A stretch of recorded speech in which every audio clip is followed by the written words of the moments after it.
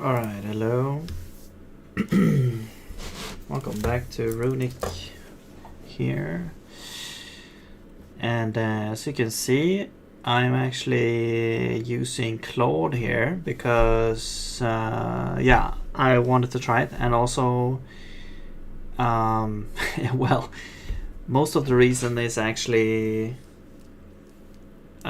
because Codex, I ran out of tokens. And so now I tried Claude a little bit.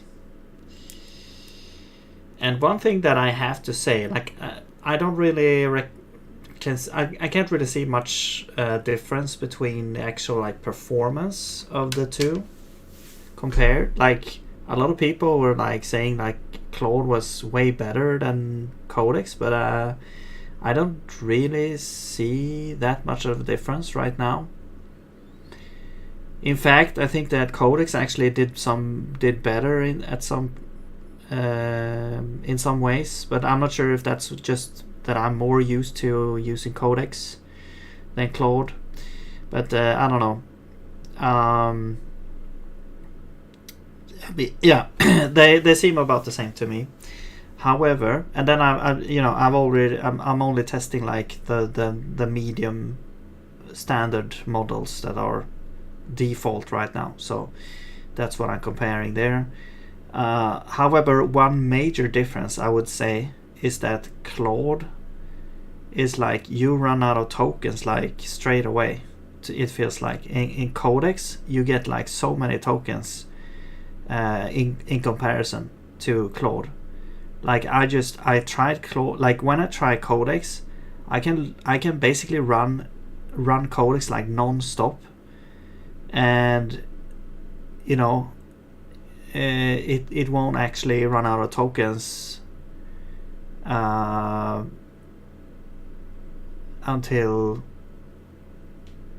I've run it like a lot. But for Claude, it felt like I was just running out immediately almost. And so I even had to purchase an extra a little bit to have it continue run here. Yeah, sorry, I can't read Cyrillic. Oh, 1 second, I get a phone call here.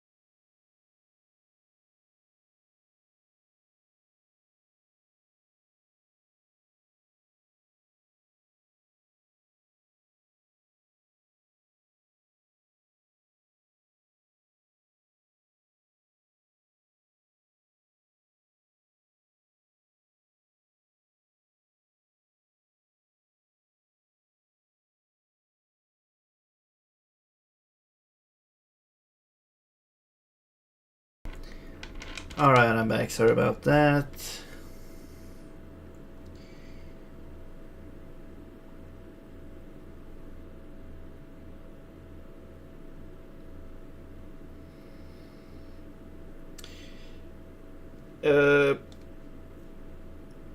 Okay, so yes, since last time I've done a lot of, I've done a lot of changes. AI has done a lot of changes, but I've also made sure to have a lot of tests to make sure that there's no regression issues, because that is like a huge thing when it comes to AI to do stuff, because it doesn't have everything in mind when it does changes. It's basically it's like hyper focused on, unless you tell it to be thinking about having something in the context, it doesn't actually, take into consideration like previous requirements. It only like tries to solve the issue at hand, and sometimes it breaks other stuff. I mean, of course that can happen with humans too, of course, but I feel like it's very common with AI. And so I made this like test suite, and basically it's forcing AI to, it's like part of the instructions for AI in one of those files like agents.md, to actually run the tests after you've done some change, and if there's any issues coming up, then fix those issues as well. Because otherwise you would ask like, hey, could you implement this, could you implement this, could you implement this, and after like 10 new features, basically everything else is broken, and and you're left with like this huge mess, and you have to kind of figure it out. So it's a really nice, huge tip there, like have a nice testing harness there that will help you to catch those regression bugs. And also, once you found like a bug, every time you find a bug, tell AI also to, hey, could you add this as a test case as well, so it won't show up again. And that has helped a lot. Well, this is taking a long time. I asked Claude here to take care of 3 different issues at the same time, so we'll see how it does with that. But yeah, as I said, like I've been using AI a lot now, like since last time. I basically did the rest of the MVP, and also more stuff as well. And now I'm and also did like a stability pass where basically like a little bit of refactoring to make things a little bit more robust in the compiler and evaluator. But then there was a bunch of issues that arose from that, and every new feature that I added basically broke something else. So that's basically what I'm trying to work on now, is stability, more stability with the like having more tests and stuff like that. So I noticed 3. I actually asked Claude to implement redirections with file descriptors now, so we can redirect standard out, standard error to things. But there are some bugs with that, so that's what I'm asking it to fix here a little bit. So we'll see how it goes. But I would like to, because I haven't really looked at the refactoring, like what the code actually did, like at all. So I would like to get to actually looking at, okay, what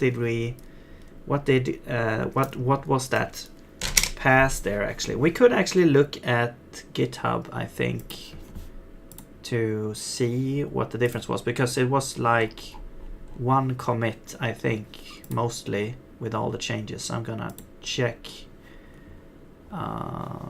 commits here. let me just bring this up here.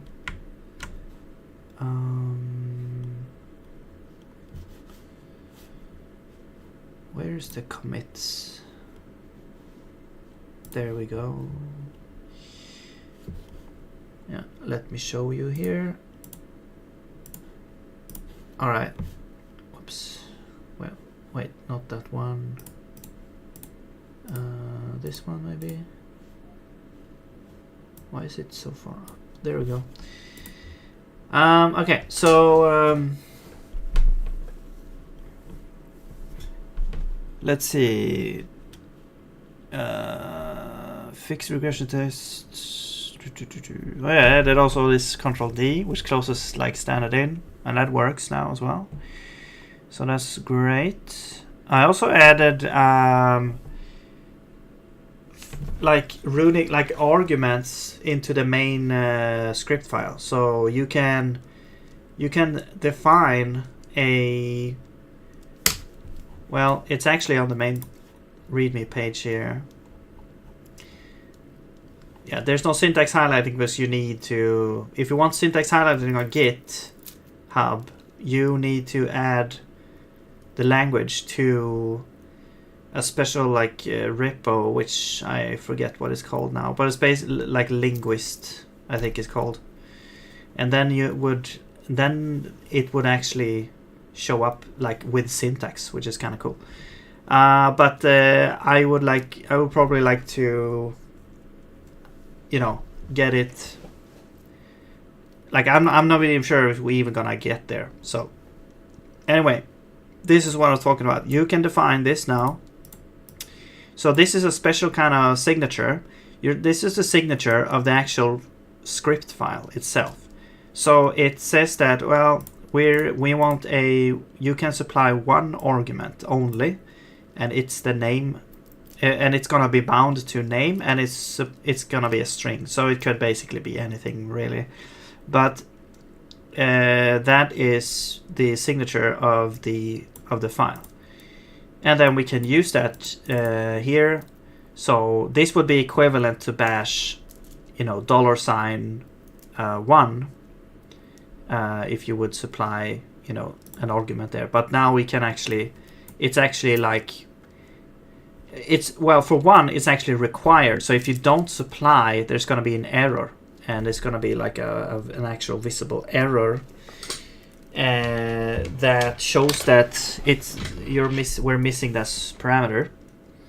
It's not really a super nice, you know, error message. It's basically like a compiler error, but it's there. So you have to supply the argument.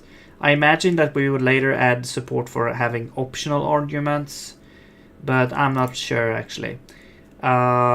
How that's gonna work, but you can. The important part is that you can have arguments. There's also support for having an array of arguments, so that would be kind of like a variadic signature then, where you can have an array of, or a slice of strings, for example. I think you can also supply other types as well. I'm not sure about that actually. But yeah, that is a new thing that we added since last time as well. A couple of other things. I think this showcases like binding a command here to an identifier, and then if here it has the same. So the type of this is like an execution result. And if you if on it, it's going to coerce into the exit code of the command. So it's like, well, was it successful, basically, is what this is saying here. Although it's not really, I looked at this code and I was like, this could be misunderstood here, or it's not really clear what you're testing here. But you can actually say .exit code to like check, okay, was it actually, you know, successful? And then you know, we interpolate saying dot standard out, which is not actually necessary. Well, actually it is necessary, because if you used recent, you would get like a merged output of standard out, standard error. But if you use just standard out, you get only standard out. And then this showcase is just making a function basically and calling it later. I recently like redid this. Also here's like summary standard out is not empty. Yeah, it's unclear if this actually works here. I did run this and it doesn't crash at least. So yeah, and then I changed like the README a little bit. I haven't really like looked at everything here, but let's see if we can find this.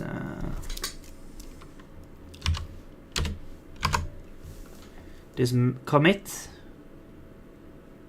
Recursive call. Yeah, recursive calls now work. They were broken before. Control D. Some type checker improvements.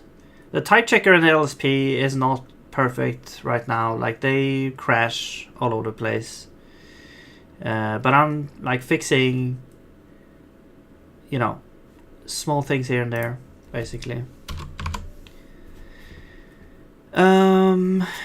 Let's see. Move some tests and clean up unused files. Yeah, here's the stabilization pass. I think this is the one. Yeah, main arguments, redirection. Yeah, so redirection is in to files and also like standard out, standard error. The only thing we don't have like for redirections now are the like redirecting to standard in. So basically taking a file descriptor and connecting it to standard in of a pipeline or command or a file to. So that one we don't have, but if you want a file, you could just use cat. If you want to have a file descriptor, that you can't really right now, but yeah.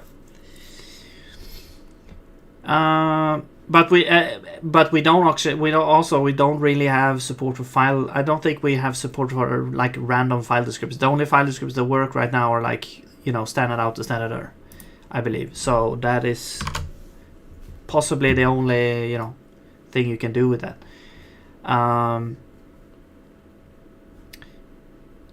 Yes, so let's look at the pass here, because I want to see. I haven't really looked at this. I just want to see what changed.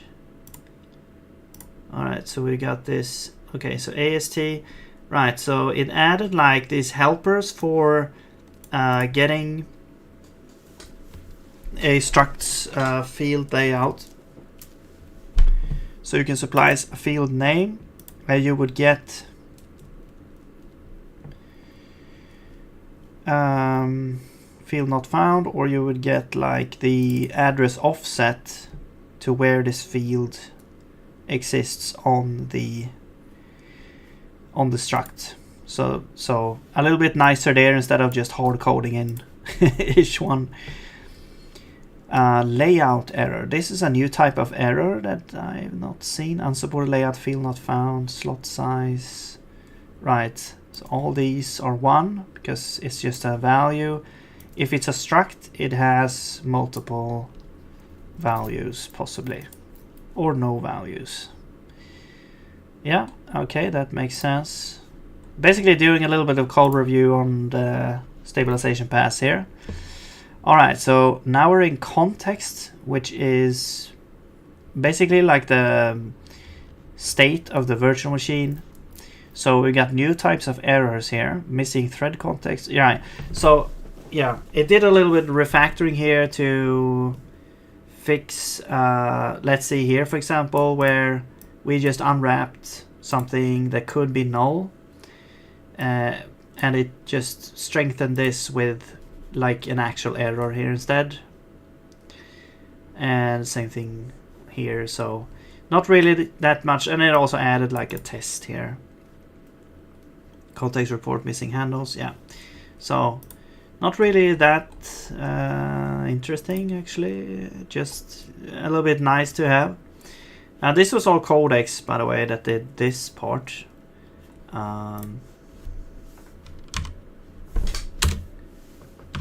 Just keeping Claude running there. All right, so C-line harnesses, yeah, some more documentation here for tests, so that's always good. This was a new test suite that was added to test the diagnostics reporting for different things, which is really good, so that we can see that the type checker works, that the parsing errors are printed, and lexical errors and as well. So very good there. Some changes to the smoke test. And here are some more like tests there. So we got diagnostics tests. It basically tests that, yeah, this shouldn't be possible here. Infinite for loop. That should be an error. Okay, and here's like the expected error message. So it basically added a bunch of these cases here. Great. And then we could just, they're a very small amount, but I'm currently working on adding more. So that was it actually. That was not a lot. It was, I mean, yeah, I felt like there was like gonna be a huge change actually, but there actually was not really that much. It actually did change there.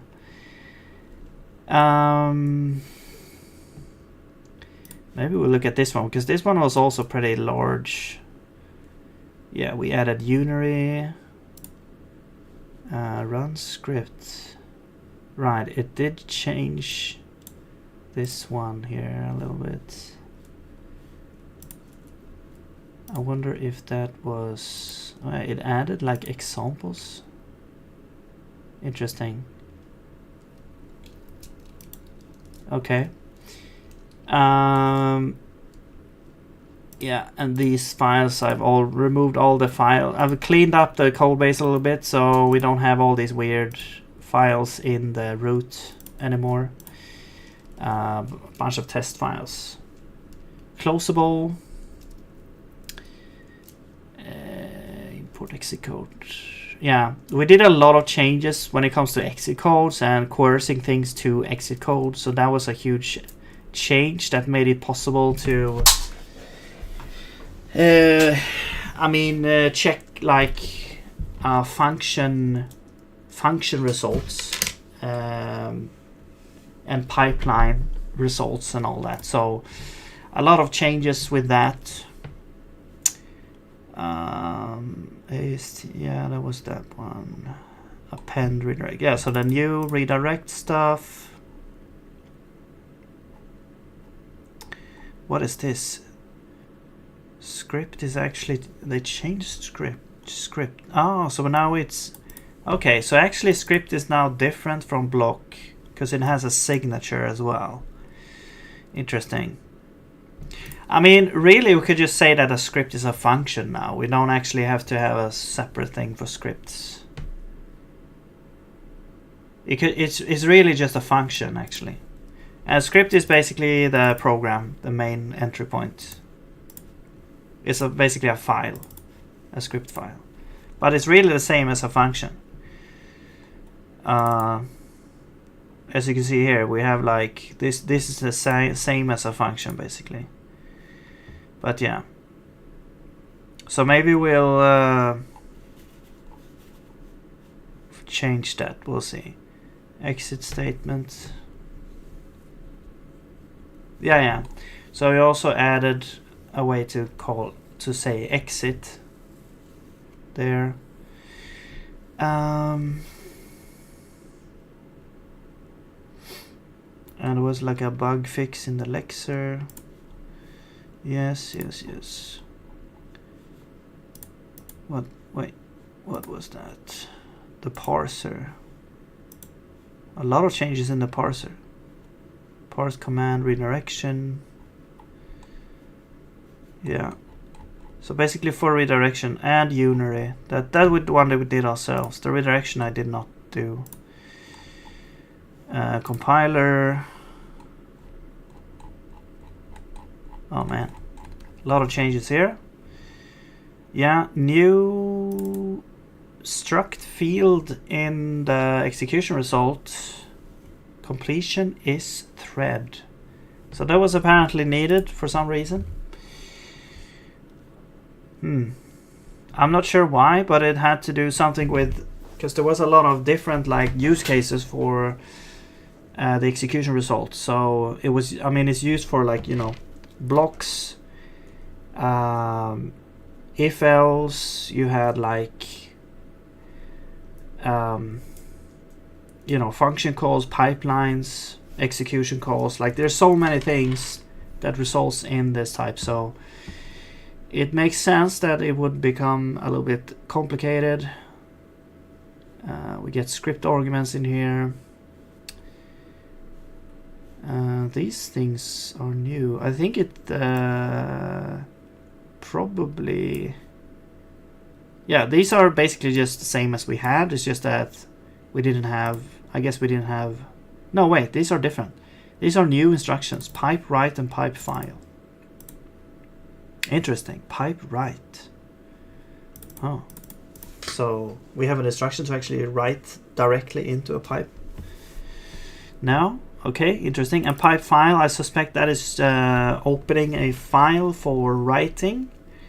And you can either truncate or append.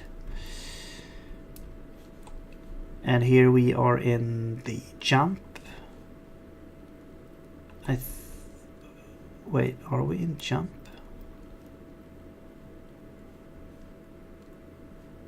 No, this is the main script. This is the main thing.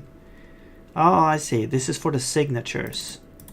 So if we have a signature, we go through the parameters, and for non-variadic, I guess we will...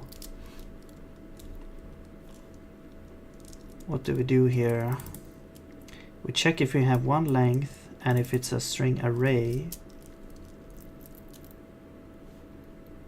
Accept string array, string args array if parent's length is 1 and is a string array param. If it's not an array and the length is not equal to the length of the arguments, we have an error, right? Otherwise, if it's an array, we will look at the binding pattern. If we have an identifier, we compile scripts. Okay, cool. So basically hooking up the scripting argument. I would have this is in a separate function. I'm not sure why it's like just straight up in here. Would be nice to put that in a function because it's a huge chunk of code. Which has a very specific purpose, but yeah, that's good. It works at least. And we have support for having an array. We have support for positional arguments, or yeah, I mean, yeah, they are positional. There's nothing else that you can have.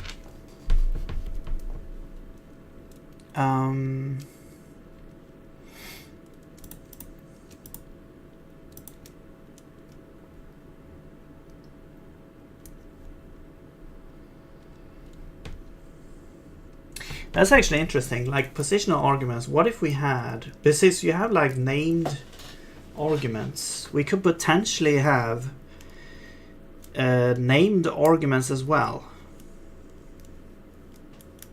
So we have named parameters, you know, they're bound to an identifier. So you could potentially have named arguments. Like instead of having positional, you would say that, you know, I think C# has it and a couple other languages, where you say the name of the parameter. So you call a function, and instead of supplying, you know, argument 1, 2, 3, 4, you would supply the name of the argument is equal to this, so that you don't the position doesn't actually matter. It's the name of the thing. So that actually opens up for a possibility of doing that, which is kind of cool.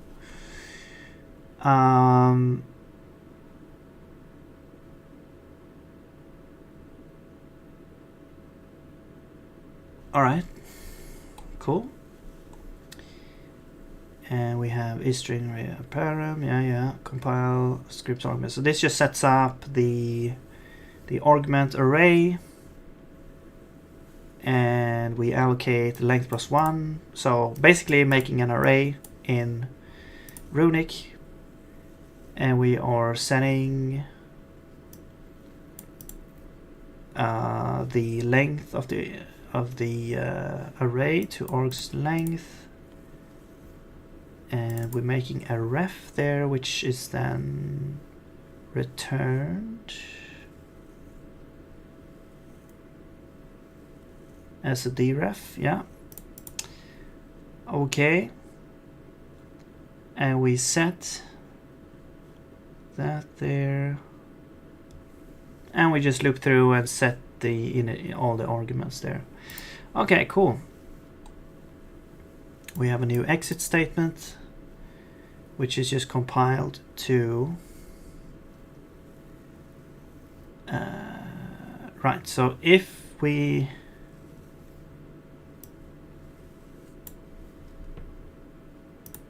wait, exit statement dot value. What is this?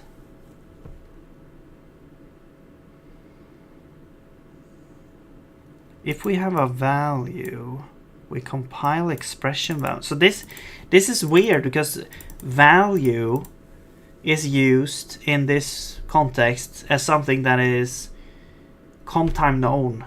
But here is not an expression that needs to be compiled. Here it's like the other way around. It's like an expression. So this is weird. This naming here of this thing. That is not consistent. Okay, so if we don't have an expression that we can compile, we instead... Right, okay, I see what's going on. So basically, it's like the exit statement has two different modes. It's like you can either supply an argument to exit, or you don't. If you don't supply an argument, we automatically exit with success. If we supply an argument, we exit with that result there. Yeah. Okay. Yeah. I see what's going on there. So I was confused because it said like value, and usually I would like assume that was like the comtime known value. But yeah, that was not what's going on there. So we might need to change that just to make it more clear, I guess. What is going on here? This is what? Compile identifier binding. Okay, so better commenting here. Okay. Okay, I guess it like added more information to these comments.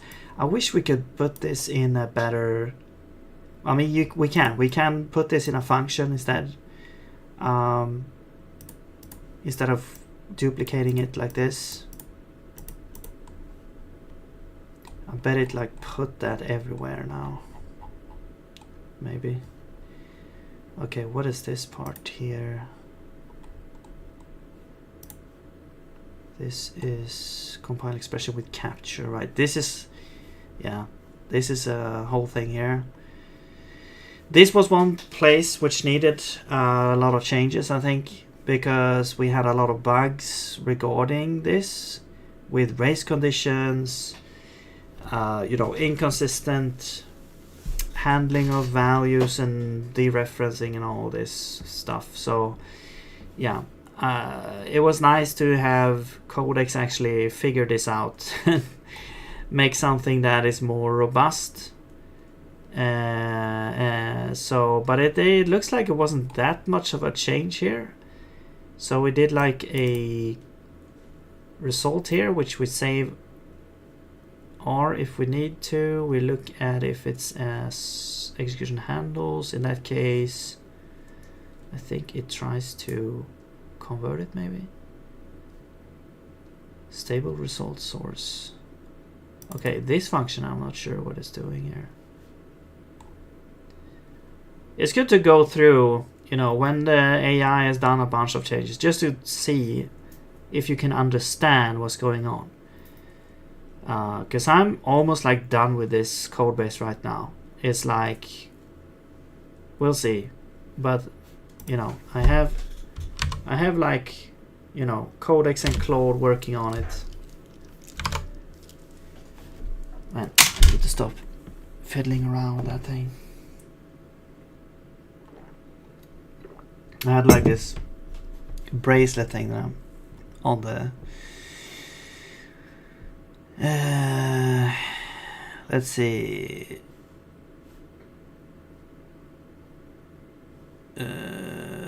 What is happening here? So this one is still, are we still in the compile with capture? R plus 4 is false. Okay, so we're populating, I think this, yeah, we're populating the execution result here. We can see there, the first one is standard out, the second is standard error. Here we have the closable, the process kind of handle here. And this is false, which is the, I'm not sure which one this was. Was this the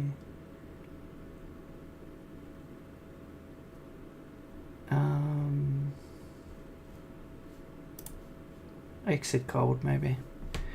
And then so it starts out as false. Interesting. It should really be optional because at first it's not really populated. And then this one is, what is this? C plus question mark? What? I think this doesn't really make sense. I don't know what's going on here. Because we don't really compile this one here. I don't know, I have no idea. If the result, right, so here's, okay. So if the result type is execution handles, we convert it to an execution result. Otherwise, we have, if it's a thread type, we also create an execution result. However, now it's thread-backed capture. So it's like different if what kind of type it is. All right, and so this one standard out is, well, this is the same, I think, yeah. Merged pipe, yeah, so all those are probably the same. And then this one is also the same. What is different here, actually?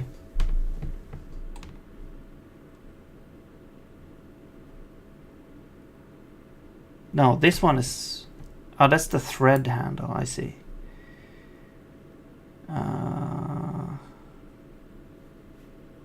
But it's the same type though. So this thing here is kind of dynamic then.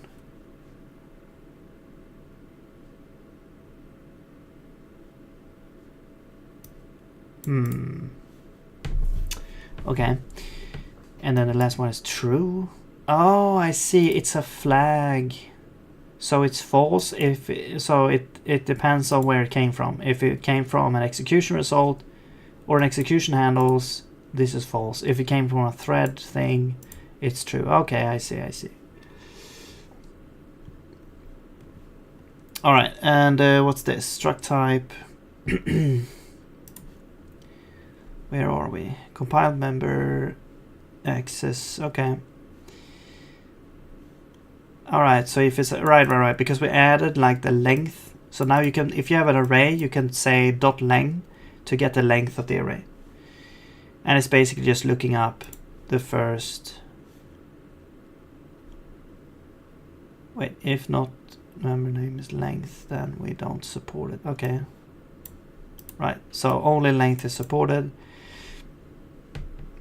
The source needs to be a location. Yes. And we have a ref. we set that to the source. And then we set R2 to deref that. I'm confused.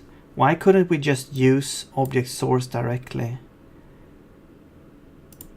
And then we return R2 dereferenced. This is confusing. Like, why would we need an object ref here? This just seems like it could introduce bugs because of stack imbalance. I'm confused why we would do that. Okay, well, anyway. Maybe this got fixed later.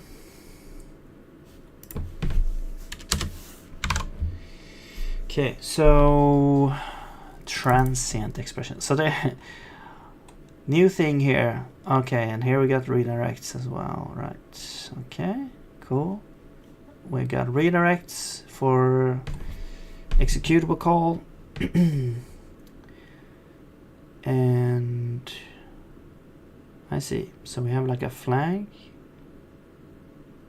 to check if we have a standard out redirect. And if we do, we allocate another thing here.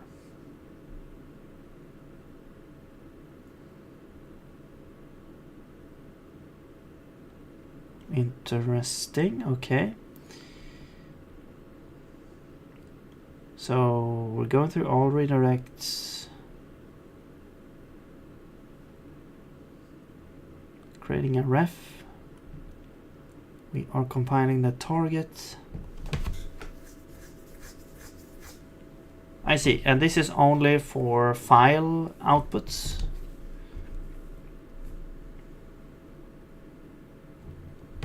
Right, so all the file outputs are, we're doing this. So we're creating a pipe, we are setting it to be a file. I guess this opens a file connected to this pipe. And it could either be, so the mode can either be truncate or append, depending on if you use 1 greater than sign or 2, just like in bash. Okay. I'm just skimming through a little bit now, so just so I'm on the page of what actually happened here. So thread handle, yeah. All right, and okay. So if we have standard out redirect, what is the difference? So we grab the execution handles pointer. We fork. I see. So we're forking into stream standard out. Standard in is inherited, but standard out is set to this pipe. So basically, we created, I guess we created the pipe to standard out, and we're now streaming that here. Did we actually do that though? Did it create a pipe for that? Like, I'm not even sure if that's necessary, because we already have like a pipe that streams to standard out.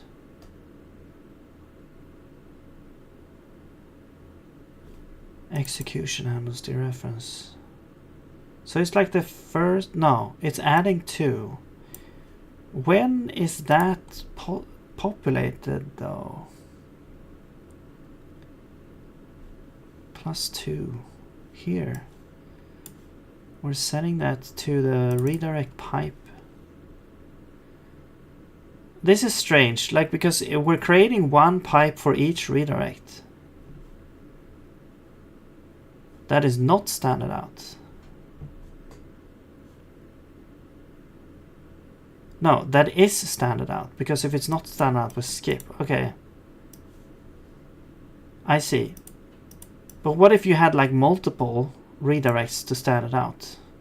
Then this would create multiple pipes to standard. That seems, or maybe there's another guard for that. I don't know. I mean, why would you do that in the first place as a script? author, but yeah. Okay, so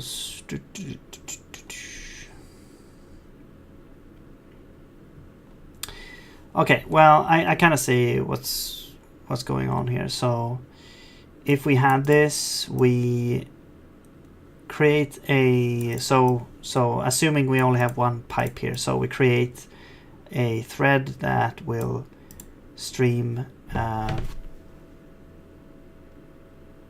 that new pipe there. So I was confused first because I was like, well, actually it doesn't even break down here, so it's like it could potentially actually do multiple of these, but okay.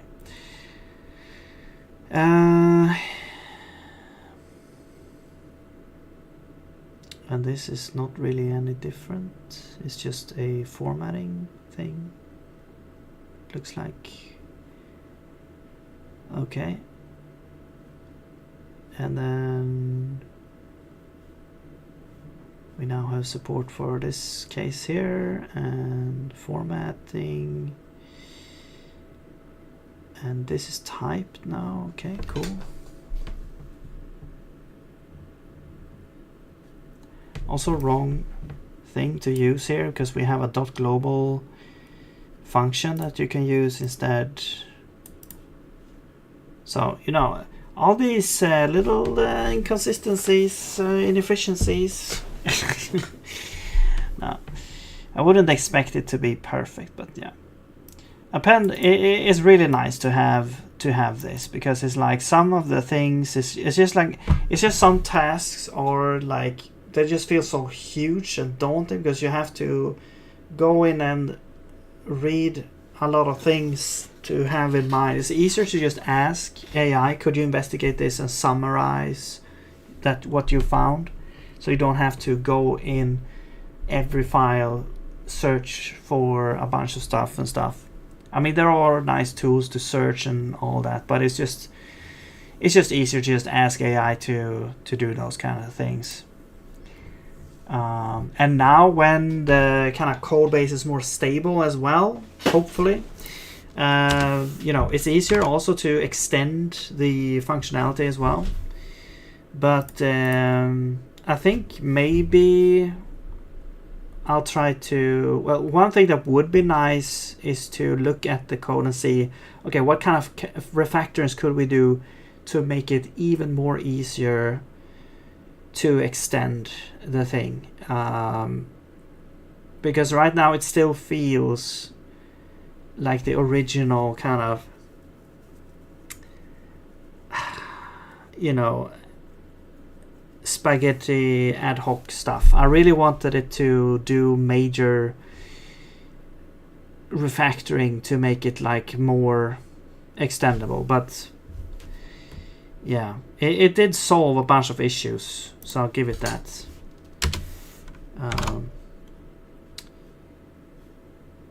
Okay, what is going on here? Append redirect, unsupported binary operation.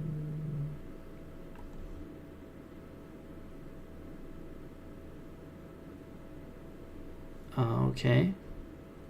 Wait, why wouldn't we have append redirect? That seems weird. I guess maybe it's like it's part of the call or something. I don't know. That's strange actually. Why would it be unsupported? What is this? Array access. Okay, so we're looking at the type. If it's not an array, okay. And we're looking at the element type. Wait, did I add this? I don't remember.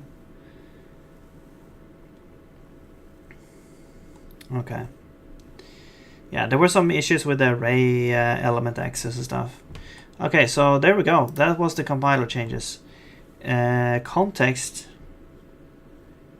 Right, so this is part of the file redirect stuff. We have a file sync. Which, I mean, I guess it's like a writer into a file. It's not really that interesting. That was all. That was everything. Yeah. Evaluator.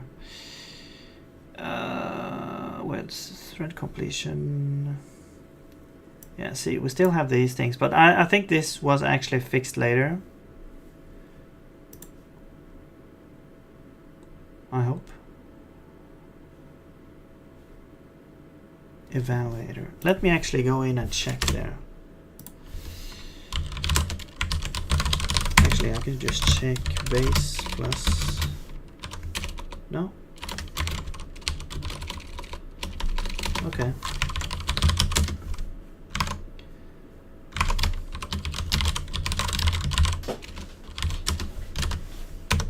Right, so now it's actually using. Right, it's even using an enum for actually grabbing the field. So this was improved. But it's looking at the exit code. Okay. Yeah, here's the file thing. So yeah, I don't really care too much about that. It's just connecting. It's just opening a file, connecting that. Materials pipeline input. What is that? Input. Okay. So if it's an address, pipeline input.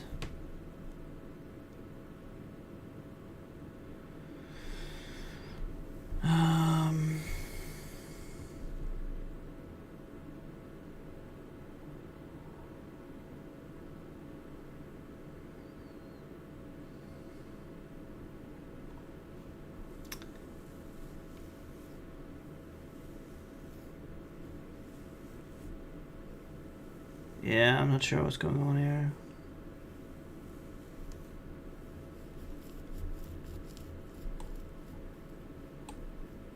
So it's like we have a value that has to be an address on the heap, and then we look at the thing, and it has to be an integer. So it's like an array here, and we loop through the array. If I is more than 0, we write a space, so it's interleaved with spaces. And we get that the materializer. So it's basically a slice materializer. I'm not sure why it was added. I thought we already had like one of those. Okay. Whatever.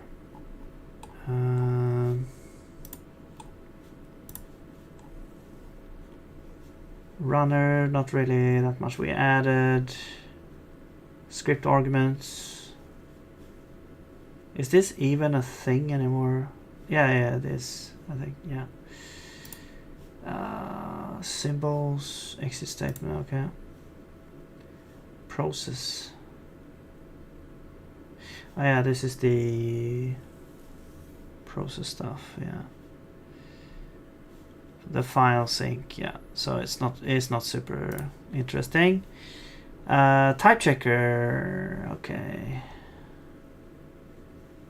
Yeah, I don't think this is interesting either. It just added a bunch of cases there, and I started to. We had the zig-like smoke bash file, and I started to make like a runic version of that, but we didn't get very far because there was a lot of features that was missing to actually make that work.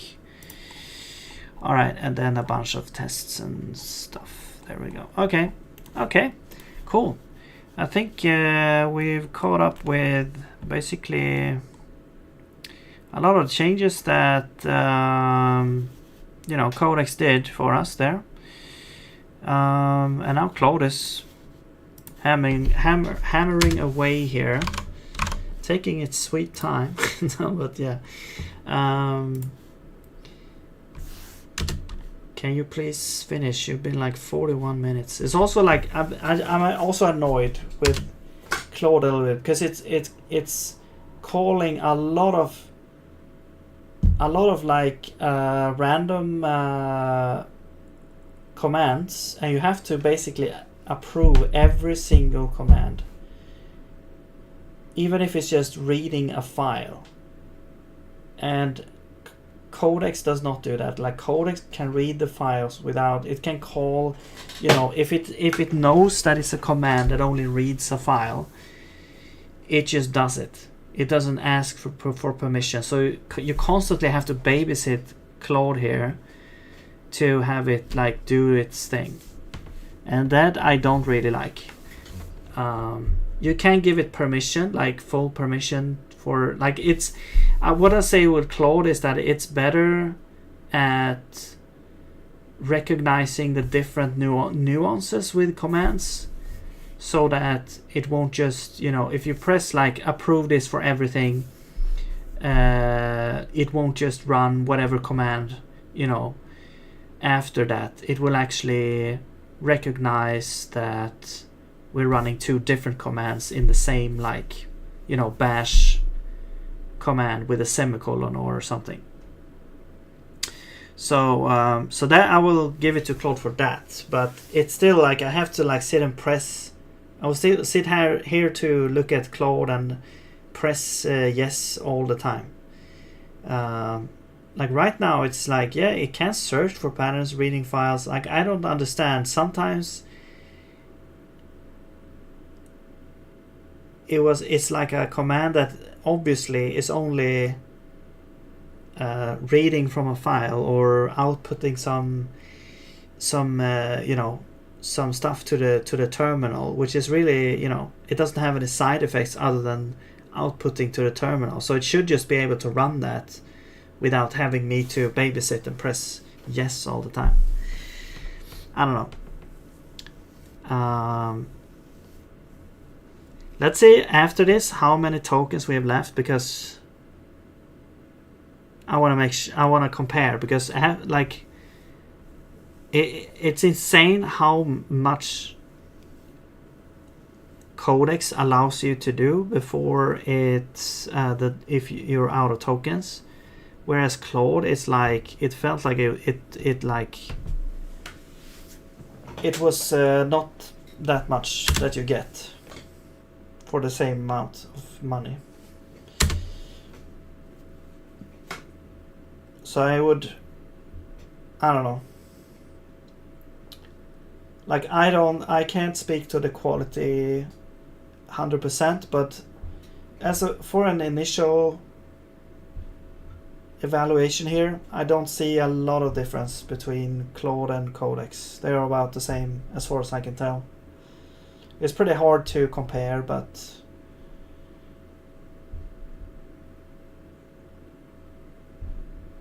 I don't know. As I've said, like, Claude is more annoying because it asks for permission all the time. But yeah.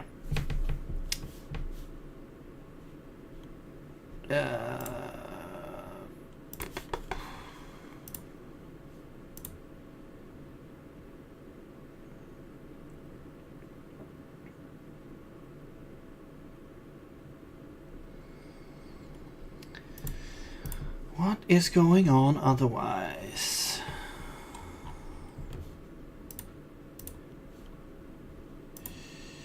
I mean, some of the features I really would like to get to, but it's, I don't know, it feels like it's so much work for some of these. Like user-defined structs would be really cool, but that, I think that's like that would be insane amount of work, I think. Because once we have that, we can basically start to create a standard library and replace things, you know, make things more runic-y.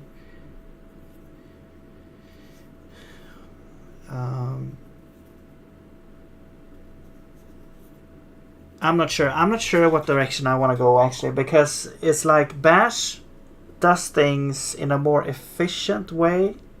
As you can see, like, you can use, like, it's some of the executables that you have are like kind of meant to be used with Bash. You know, let's say you have, like, I mean, if you have a program that outputs something that has like white space separated, or comma space separated. I think you can change it in Bash, like you can change. So basically, if you have a string with a bunch of items and you wanna have like iterate over them, then in Bash it's like you can do that very easily when the input is just a string. You know, it's just it's just a string, but it knows how to divide it into an array depending on the context, basically. But in Runic, it's like the idea is that it would be more strict, but I fear that will make it less appealing, because I don't know, maybe, you know, it's kind of the same argument maybe between TypeScript and JavaScript, where in TypeScript, you know, in TypeScript, sometimes people feel like it just adds a bunch of complexity without much benefit.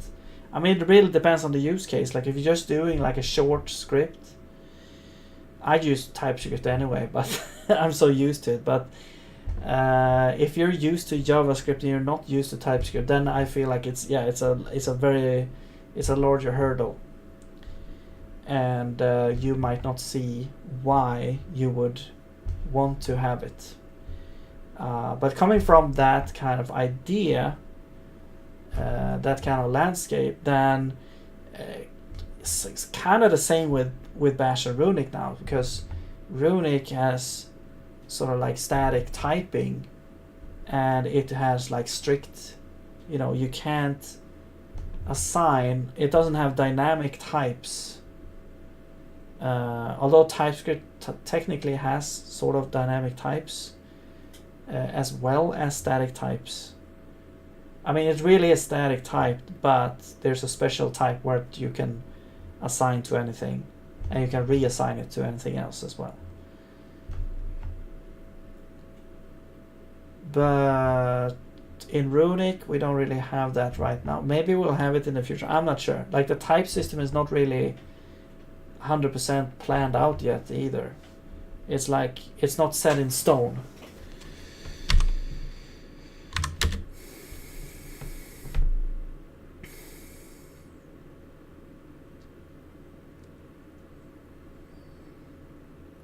So it's like it would be cool to have like optionals, error unions, promises, async function calls, or any kind of command run in async mode, like a coroutine, or and like await for it as well, and you know, functions, how should they work? Like how do you get like values out of functions? Like right now the idea is that you would only use like piping. You wouldn't actually, you know, bind a value, like bind an identifier to a return result of a function. Like the return, kind of like the classic return result of a function is just going to be the execution result of the function. It's not going to be like the content of the function, although you could get to the content from the execution result, really. Although that's not like, that doesn't work yet, because we can only get, you know, standard out, standard in as string streams. But the idea is in the future that you could get any kind of stream, like typed pipes, so that you could get like integers out of a function, like a stream of integers or a stream of structs or something like that. And instead of like calling a function, binding it to a value, you would pipe it instead. So you would pipe it into something else, and that would, so basically just because it's streams, it's easier to also think about it that way, maybe. But yeah, we'll see. We'll probably never get there, but that was the initial goal there. Also, one major feature that I really would like to have is like modules, but that is also part of like the whole standard library suite, and having being able to write libraries, because that would be kind of cool to have.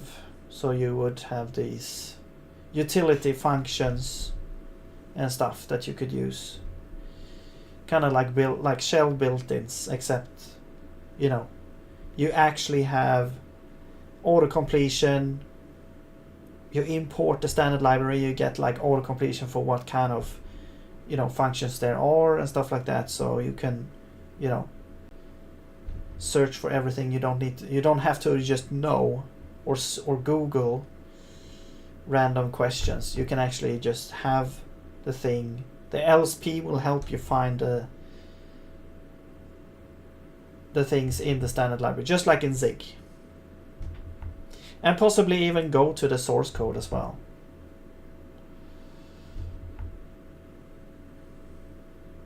Just like Zig.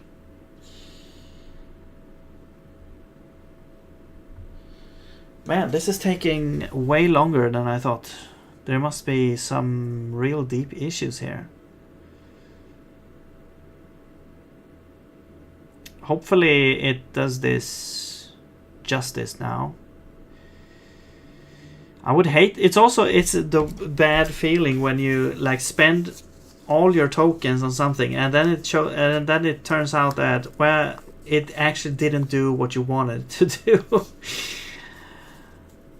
That just feels like a whole bunch of waste. Oh well. Yeah, I don't know. I thought it would have been done a long time ago, but and then we could like look at the results and I could just show you a little bit. But apparently this takes a long time. What did it actually change here? It just feels like this is like some formatting change here. Oh, maybe not. Oh, it added these things maybe. I don't know.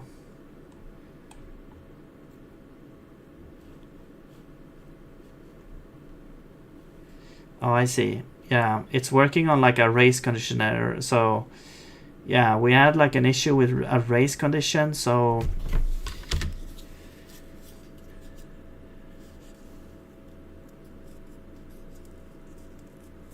if you had a block,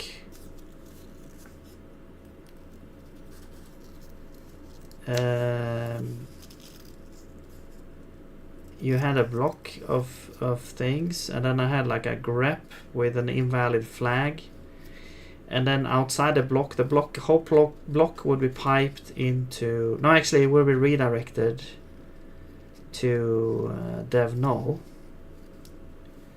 Then sometimes it would actually output stuff, but sometimes it would only output 1 line or 2 lines or 3 lines. So yeah, there was a weird race condition. Hopefully it fixed all that.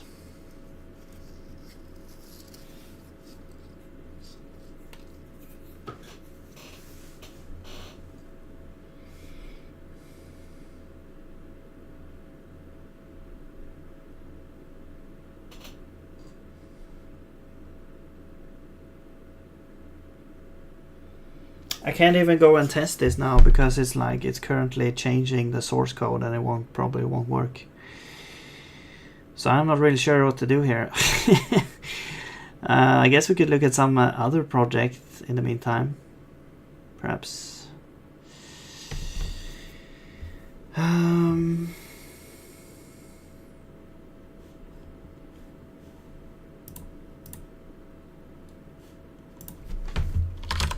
Alright. Are there like a lot of changes here? Yeah. A couple of changes. A lot of code changes actually. Okay.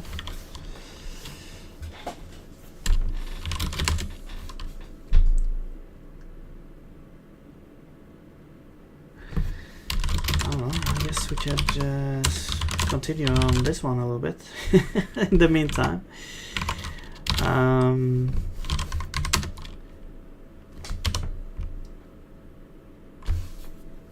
Yeah.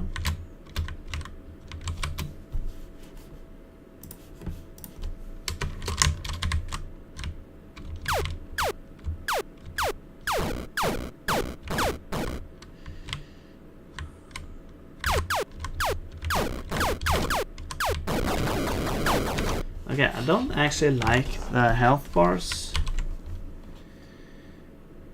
on things that are not bosses.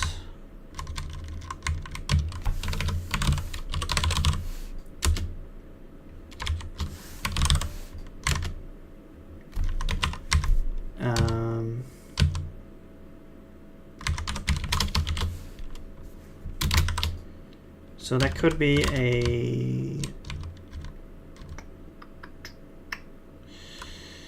that could be just a bull here, I guess. Draw a health bar. Or we could have like a classification of the enemy. I mean, we have the definition, I guess.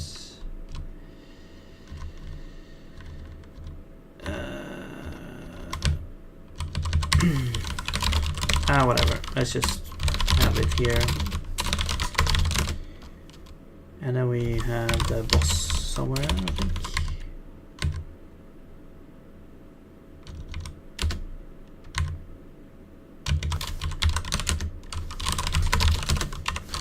Okay. And then here we will check.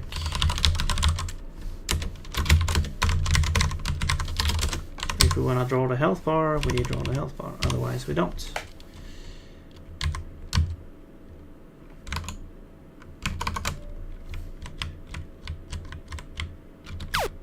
There we go.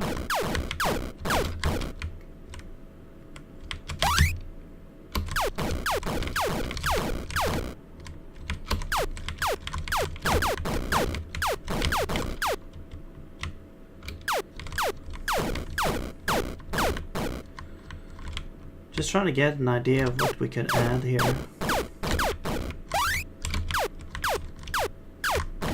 I think the next wave should be the missiles. I feel like here would be a good place to put a new type of enemy in.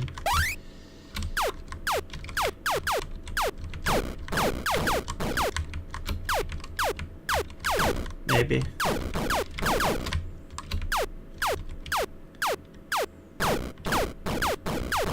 Alright, here's the boss.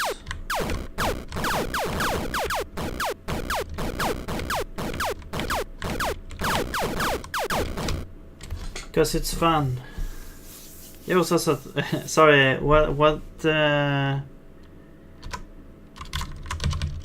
don't remember what I said or what I asked.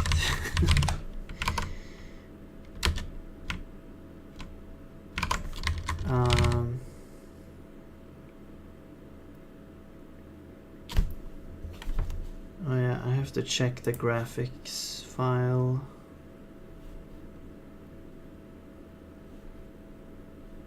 I want to add a new enemy type that has a little bit more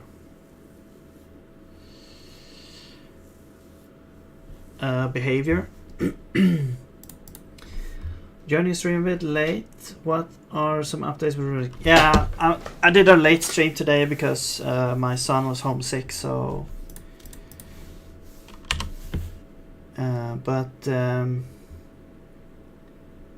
yeah, the updates were really. So I've actually done a lot of changes since last time. I went through it a little bit in the beginning of the stream, but I can just go through a little quick here. So wait, where was the window here?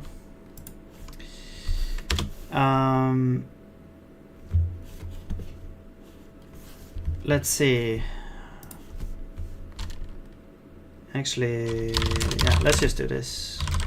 Go back to Runic here. So what we added,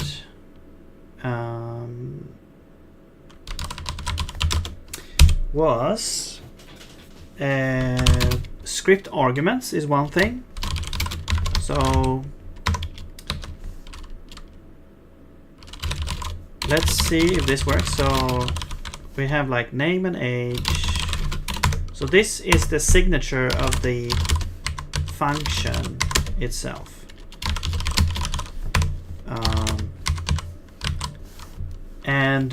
If we run this now, we get an error because it expects arguments. Oh, it changed the actual error message here. Okay, so it expects arguments. So now you have to supply like name and age. Let's just use them as well. So hello, name, you are age years old. Okay.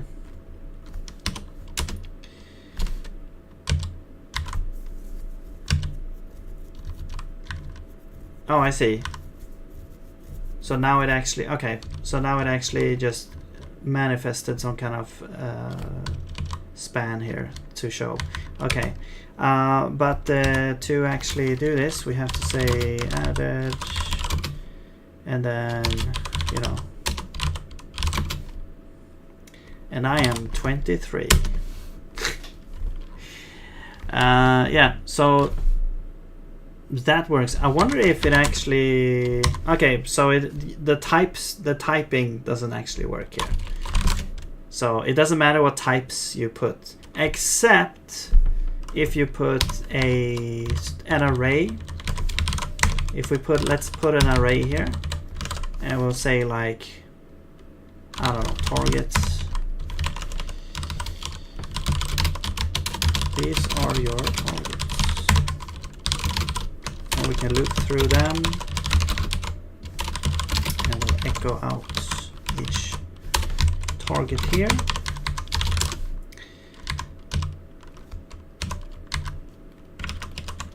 One, two, three, and there you go. So now we have like, you can also have this. So it's kind of like a variadic, you know, signature. So you can get any number of arguments, and I guess it also allows for no arguments as well. It would be empty. I guess if it was empty, you could check if target's length is 0, then we will echo no targets specified, and we exit. We also added this, so you can exit now. We exit the process with an exit code, and so if you just run this now, we have no targets specified. If we look at the return, well, the exit code, it will be like 1. What if we did 2, just to see that it's still, you know, it works there. Also, you can just say exit to implicitly exit with success as well. So yeah, that is actually kind of cool, because you can, I mean, this signature, the reason why it looks like this is because it's kind of like the file is a function. It's a function that gets called, which aligns with how, you know, Bash works and Runic works and all that. So because first I was thinking like more like in Zig, where files are actually structs, so they would have like declarations and you know, all this stuff. However, in Runic, that is not the case. Like it's actually functions, so it was fundamentally different, which is really interesting actually, because I never really thought of files as functions before, but that was actually the case here. So this is kind of cool, because you can, you know, define these and they would be, you know, bound to this name instead of doing like $1, which of course is, I guess it's quicker, but I've never actually liked that. You know, if you define a function in Bash, I would like to have something in the parentheses, but you know, I don't think that is actually used for anything. I asked I think I asked like a couple of streams ago if anyone knew if you could actually put anything in the parentheses, like what are they actually used for? But they said like, no, you don't put anything there. You just use $1, 2, 3. And of course you can do some weird things with dollars, like, you know, $, I think 0. Do you get everything then, or is it underscore, something like that? Anyway, I mean, you can do the same thing here. If we added, you know, some more functionality, you could potentially turn this into a string by joining. Let's say we had this like join, you know, comma or space or whatever. That could actually be, you know, a function that you call on the targets. That could be a function that you call on the array, for example. But yeah, that's so I actually really like this, binding this to actually name thing. What else did we do? Yeah, redirection. So we now have, yeah, we have these redirections to standard out, or I mean standard out redirect to standard. We also have like implicit here, standard out to standard. And what else? Redirect to files as well. So here is like some kind of base path, and then we redirect to this path, which would be the file name. And yeah, if we run this, then we can see that we get these things here. So that works as well. I added like a whole bunch of tests. So we basically did a stabilization pass to add a bunch of tests. What else did we do? Yeah, Control D for closing standard in. So standard in. Was there a test for that? I'm not sure if there was a test for that. But basically, if you have just cat, if you just have cat, oops. So sorry. So in Bash, what happens if you just call cat, it actually waits for standard in. So you put something in standard in, it just outputs it, and then it just does it forever. Okay, so you can close this in actually different ways. So you can press Control C to, you know, the classic interrupt signal there, or you could press Control D, which actually it closes standard in, and when cat sees that, oh, standard in was closed, well then I don't have anything to do anymore, so I will close as well. So that is what we've also implemented in Runic. So now you press now we call this, it has the same kind of thing. Press Control D. You can't really see that I'm actually pressing Control D, but you have to trust me there, and that actually works now as well. Oops. Okay. What else?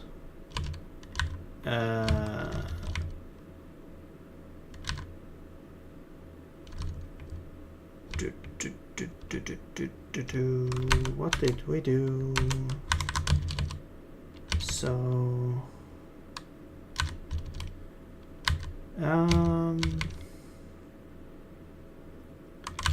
not sure. Yeah, Boolean negation I added in as well, so you can do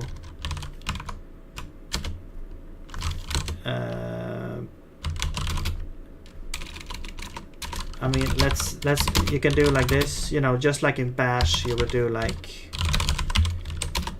invalid flag, some kind of flag that doesn't exist. So this would be an error. So if this is, so this means that if the command fails, go into the else branch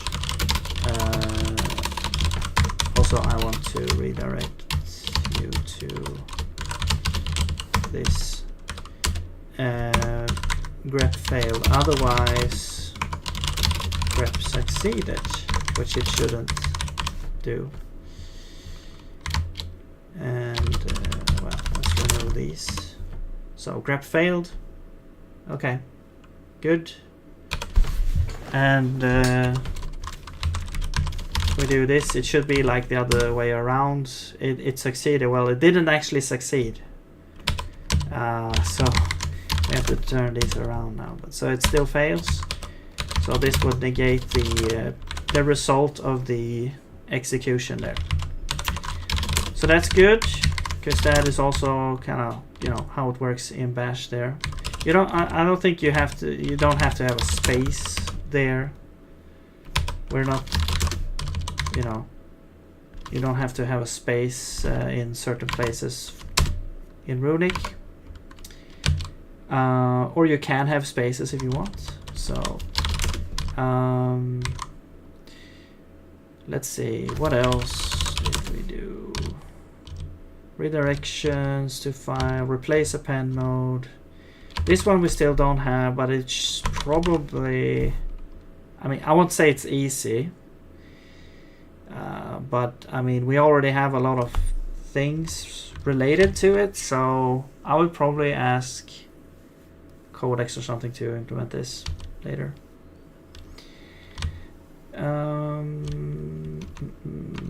Other than that, I don't think we did much more. But yeah, just a bunch of stability stuff. A lot of bug fixes. Right now, Claude here is working on fixing some bugs. So we're kind of waiting on it. It's been going on for a while. An hour here. I mean, it was 3 separate bugs. So you have to give it that, but it's I mean, it's more slow than I was expecting it to be. But yeah, it's the first time I've actually tried. I tried the Claude today, so this is the first time I tried it, and I'm already out of tokens, or I was out of tokens. I had to wait for a reset today. So it feels like it runs out of tokens way faster than Claude does, or I mean than Codex does.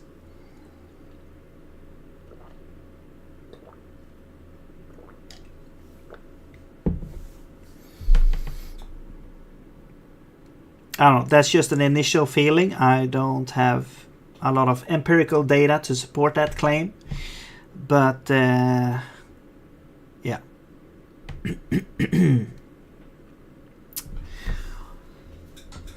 Also, it has these nice animations and these weird annotations of what it's doing. So it feels more like, it has a more like personality a little bit than Codex, but you know, I don't really care too much about those things, but it also has a lot more slash commands. It has like insane amount. It feels like it's more extendable than Codex. I was actually surprised at how much there is here.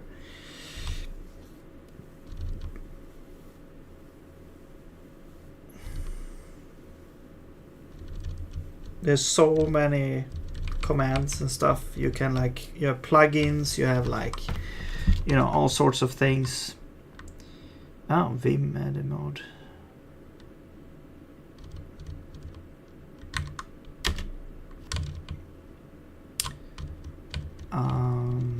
So yeah,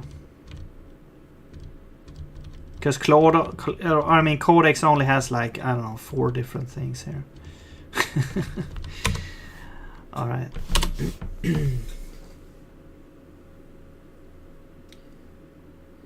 AI coded agent I use is Quen. Okay. I haven't actually heard of that. What is that? Quen?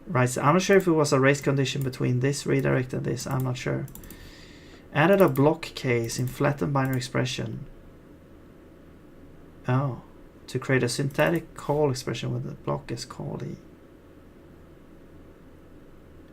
Compile block call with redirects to spawn closure redirected. Okay, I guess. I don't know. When I look at this, I want like more generic. This is very specific stuff. Echo hello. Yeah, so here we have like 2 redirects. One that redirects standard out to standard error, and then we redirect standard error to null. And then we get unsupported binary expression. Fix that to update open the loop so each operator pair is correct operator. Okay. So it was a parsing error? That seems wrong. Added binary case and flattened binary for chain FD path redirect compilers can be called handle non-standard out path redirects. Oh, it didn't actually do that. Okay. Stack layout tracking for the extra new ref added for standard. Okay, cool. I mean, it did actually figure it out at the end, so that's great. And then you can run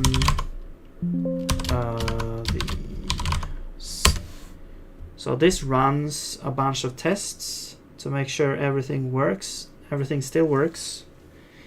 But not everything has been added here, so there might still be missing features. But it's nice to have a test suite that we can run to make it work. Okay, so I'll remove these files here.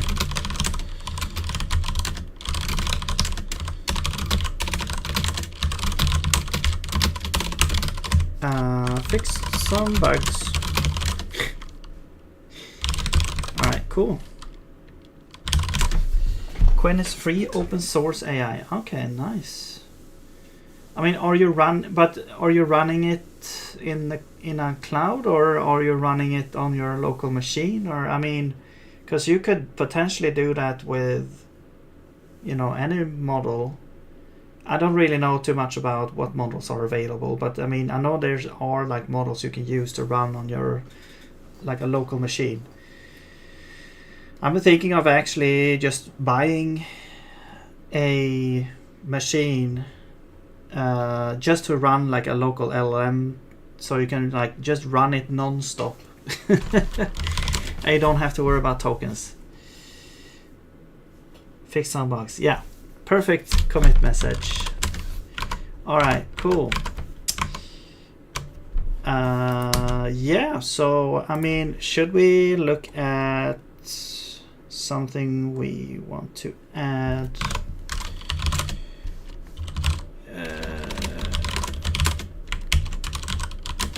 So what is left here that we could do?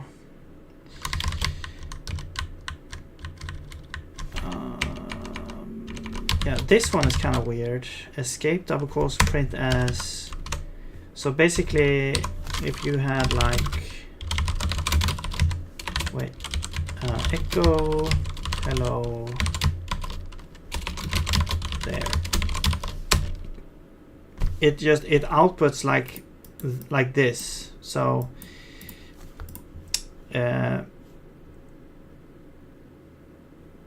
yeah, so let's fix that in the local terminal. Okay, but the actual, but like the model, is it running on your local machine? Like, is it taking a, like, is the model actually running, or is it just an interface to a cloud-based?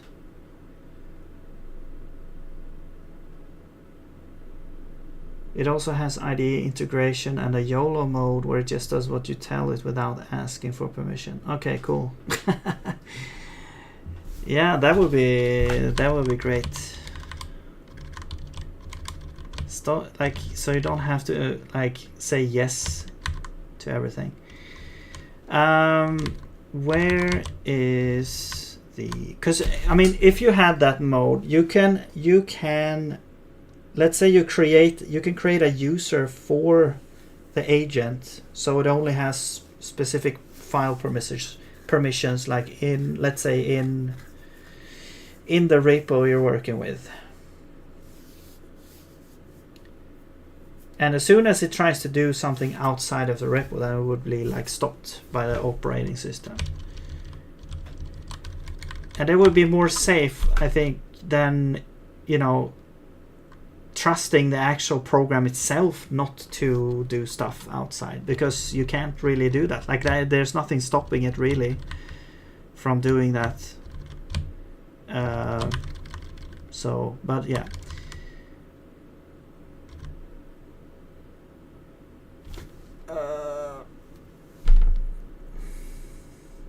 What am I doing? Yeah, escape. So, I mean, we have escape. I think it's like decode, maybe.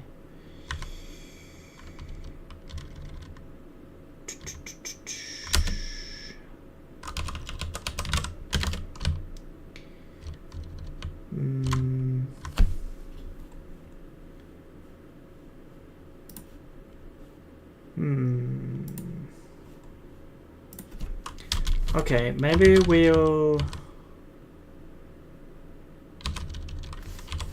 try this.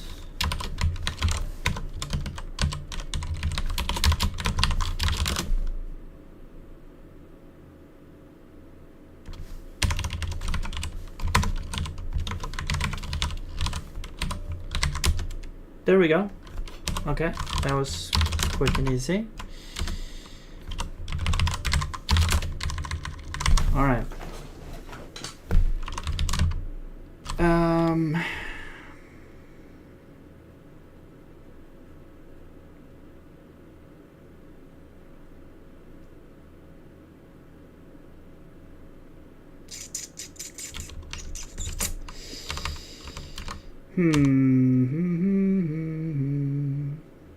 I'm thinking about like environment variables, because that's also like a huge part.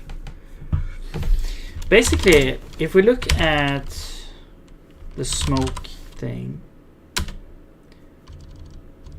and we try to do this again, what should we do? We want to like say that, okay, if we can actually create this in Runic, are we done?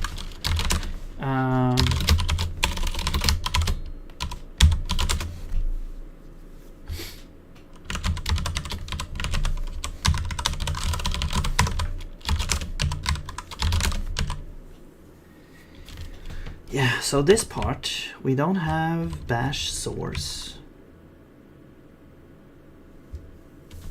Okay, I get your points. I tried to do it offline, so it didn't work. Okay, yeah. So it is like the actual. So that is interesting, because so they are running. I mean, do you have any limit on how much you can run?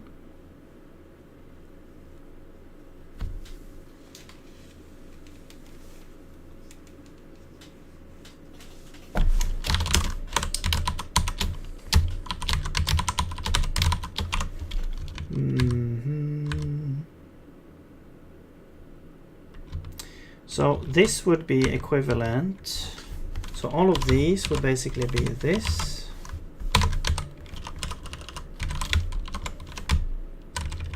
Instead, however, we don't actually have bash source.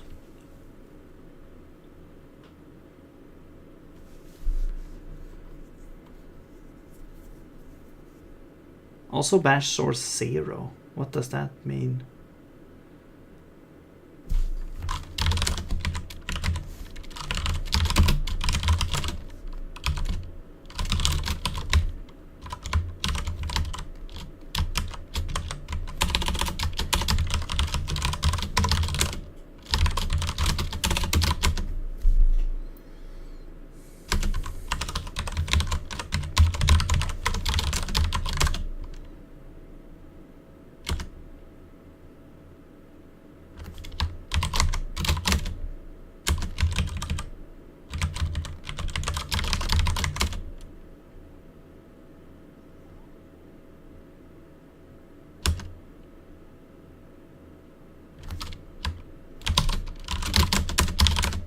I don't know, man. Okay. It would be cool to have maybe something there. This feels so special though.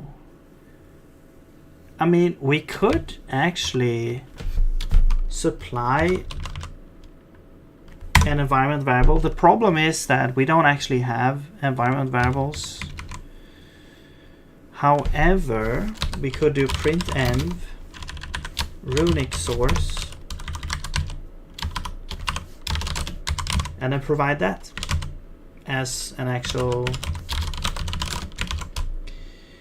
environment variable.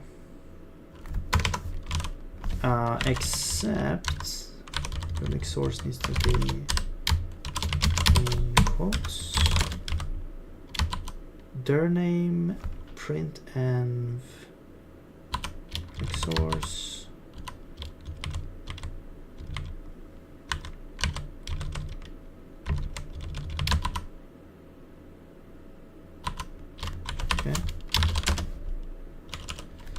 The CD though, that actually changes the directory.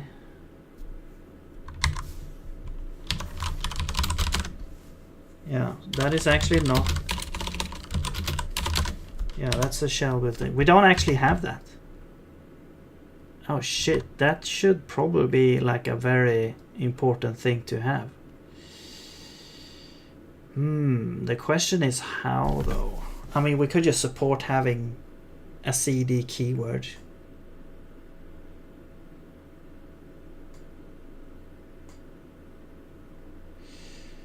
I'm guessing it has unlimited token because it, if only ever cancelled AI from coding, saying that I need to wait for my queue to be restarted, but like so fast, I just wait a few minutes.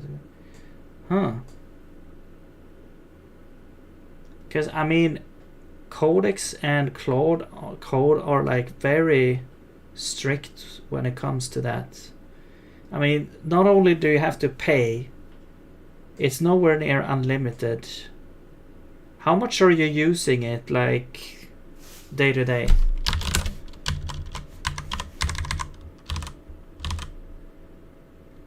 Like, do you ever hit like a limit at some point?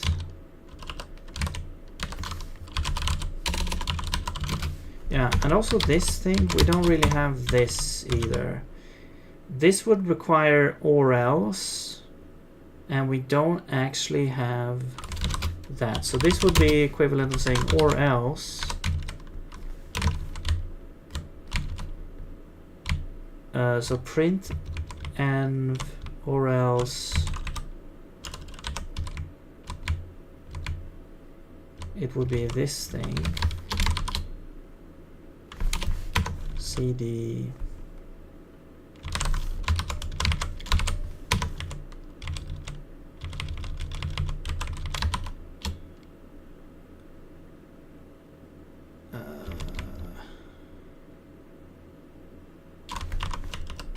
okay, so we don't actually, it doesn't need to be like this.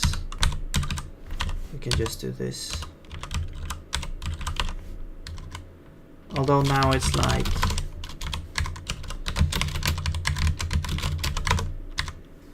yeah, we can do this, but now they are no longer strings, they are execution results, but it doesn't really matter because we can still use them the same way.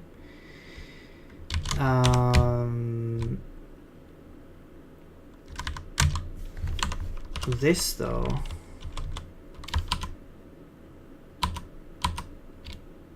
yeah, should be good. Yeah, so this requires or else, which we don't have. And CD, which we don't have either. So I think missing features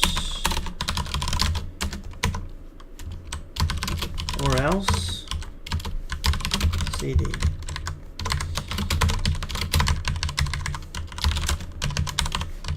Okay.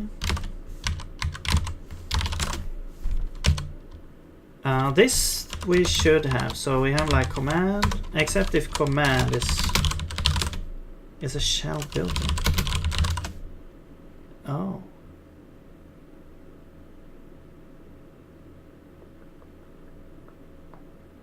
So we have to do we have to recreate?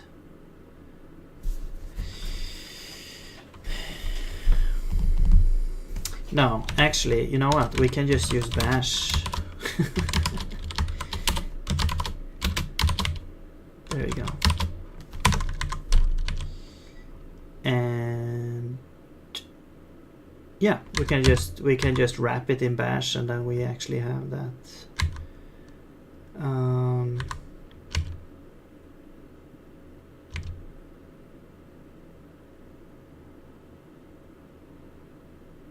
So also this CD, since it was happening like inside one of these, is this a subshell?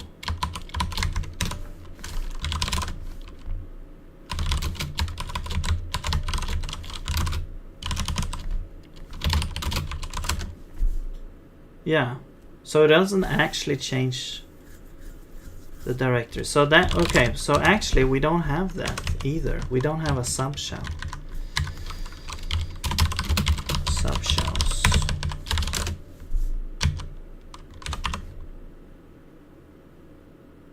So we would need to like go back.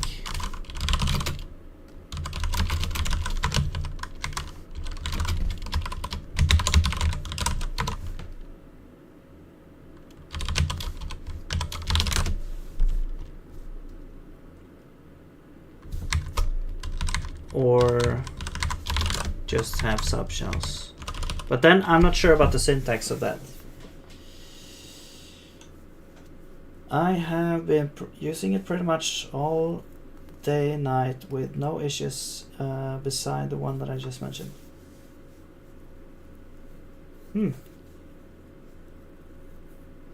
Wow. Interesting.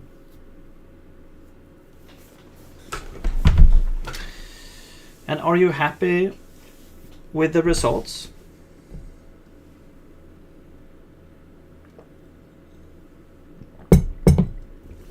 Maybe I'll try it out. I mean, it's free. There has to be some kind of catch.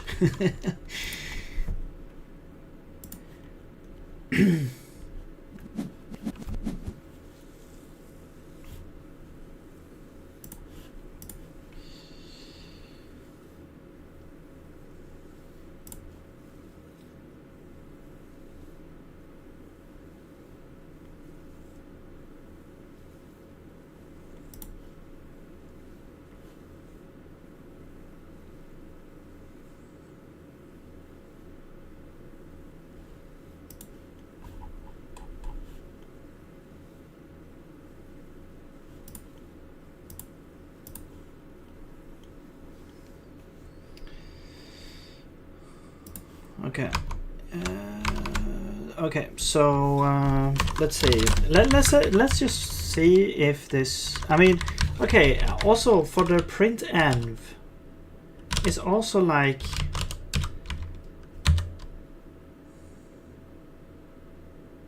It would be cool to actually be able to support environment variables in some way.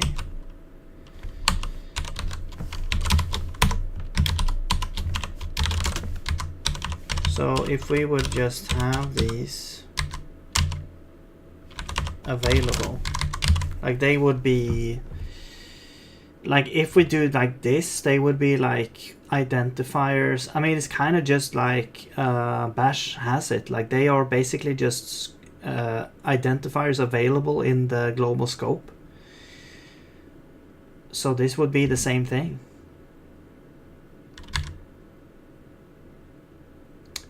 Except we don't have support for having them as arguments right now. So you would have to escape them like this. Or escape, but you know, put them in like this. But this actually requires or else here.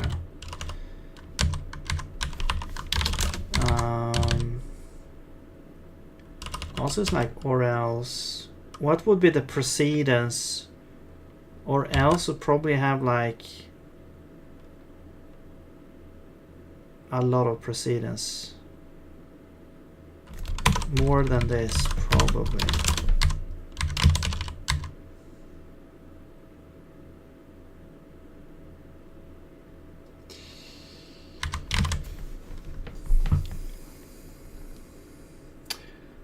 So Freya, do you have to double check all the work? I've been working on my own program language so far. Been mostly happy with Quen by using another call open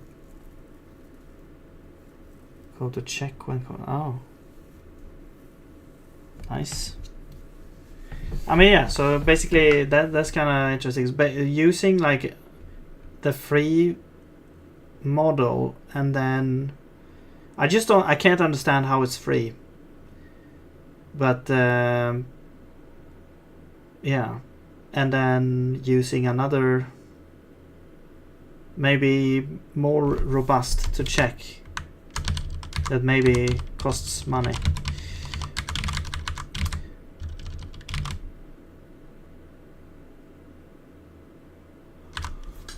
Yeah, okay, so how would a sub shell? I mean, we could do this. This could be a way to create a sub shell. In Bash, the sub shell is basically only parentheses, but in in Runic, parentheses doesn't really mean anything like that. It just means grouping expressions to determine the order of evaluation.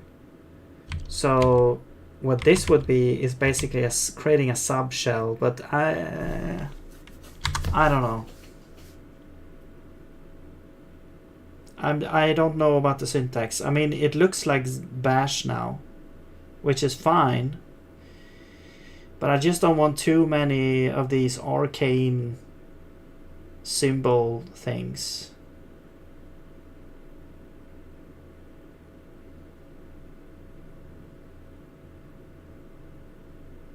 I mean, yeah, that's kind of what I want to get away from with Bash. It's like these weird, unique things that you just have to know what it is. But subshells, I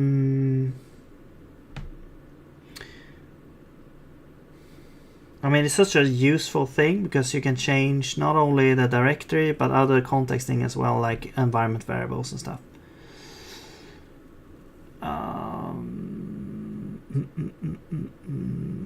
I don't know. Maybe because there's like push and pop, but are those also? Yeah, those are built-ins.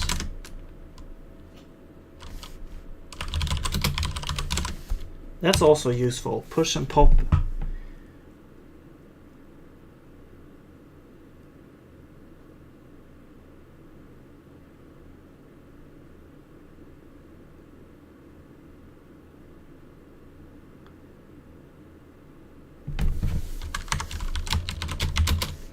Envars. I'll put it like this for now. I'm actually not sure.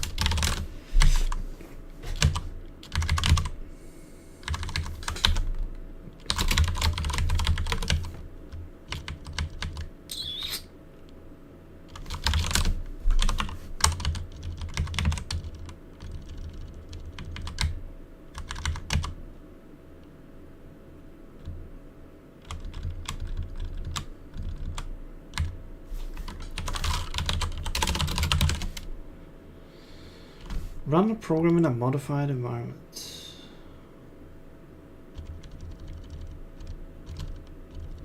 I was just gonna check if env, because I remember like you put env at the top here,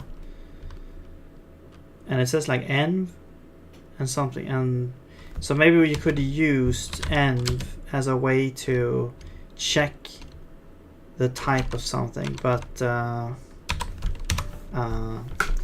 yeah, anyway. So this uses the bash command thing.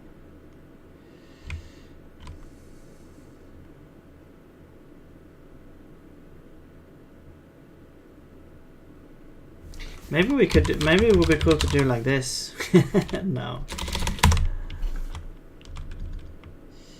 Okay, but this should be equivalent here. Except that we would have this here, and then you don't have, then you have a block. Instead of 5, you have that.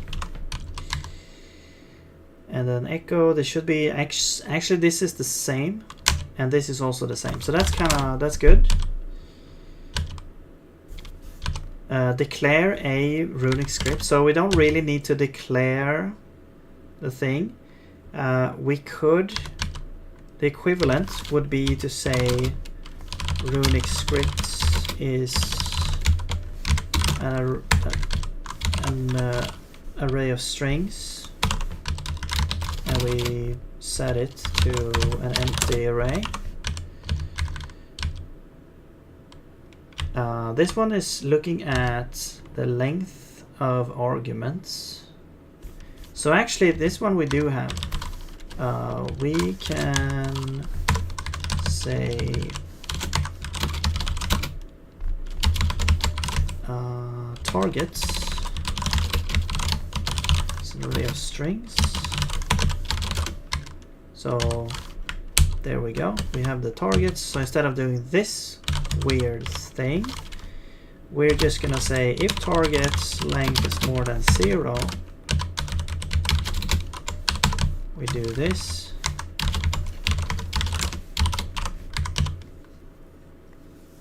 That's, yeah, I'm not gonna say anything then. Okay, so if it's greater than 0, we do that. Then we will say for targets, we get a target, and we do that. Oh, here's an else as well. And then we have if, and this could be replaced with test. So test f target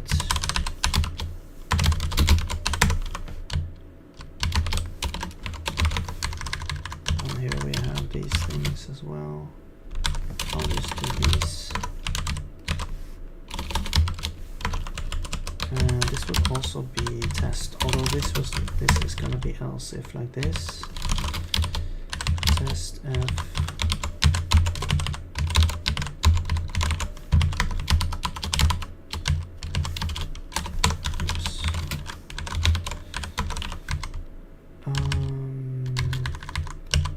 all right, now this part, this is also huge. Like, we don't have dynamic arrays right now. So, I mean, we could hack it by just creating a new array every time. Possibly even freeing up the old one, copying it over. Yeah, we don't have like any good way of actually having dynamic arrays right now. So this is actually not possible. So I will have to add that as well. Dynamic arrays. Some way to append to arrays. Okay.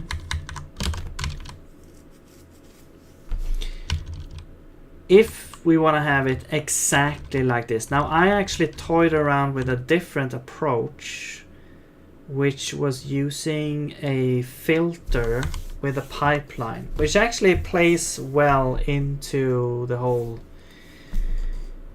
idea here. However, it's harder to have things like these side effects over here where, okay, well, we have multiple cases here, and if we didn't find any, we do this and exit. So, but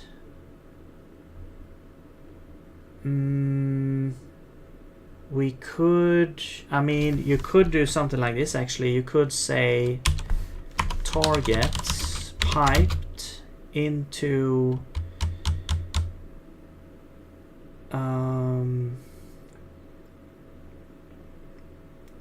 you know, filter exists or file exists or something like this. Like this could come from the standard library here. So that would filter out if the files exist. And that would be like in here. Or we can parse it or pipe it into a block, which would kind of be the same as iterating here. But now we don't have a captured name. It would basically just be standard in here. And then do something like, yeah, just do something like whatever we have over here, except, yeah, it's gonna be different. So I'm not sure. Maybe it's better to just look through. Man, I want to learn web dev, but I don't know how to start. You can start. Okay, so web dev. Like, do you want to make? Okay, so usually you distinct like the front end and the back end. So it's like if you want to make a whole package, you would need both.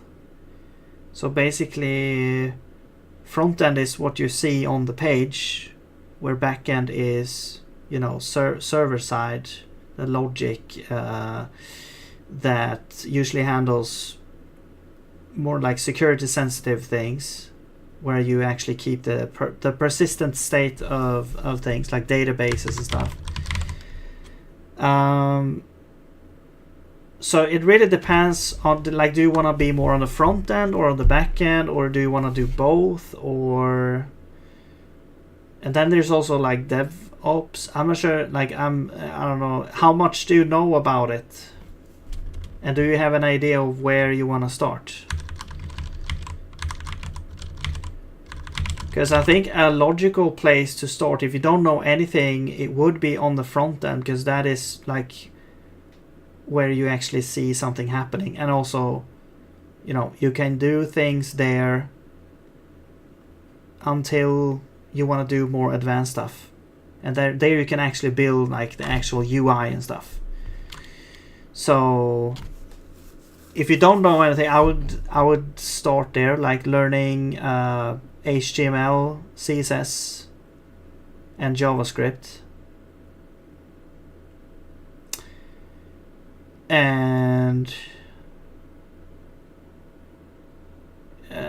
also, I guess it really depends also if you wanna like search for jobs within that, because then I would also recommend learning React, which is a very popular sort of framework for building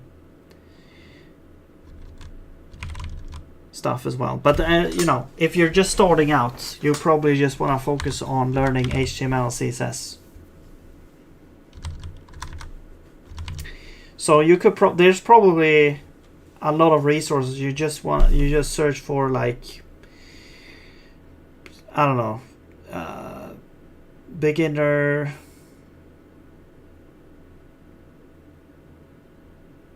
HTML, CSS, something like that.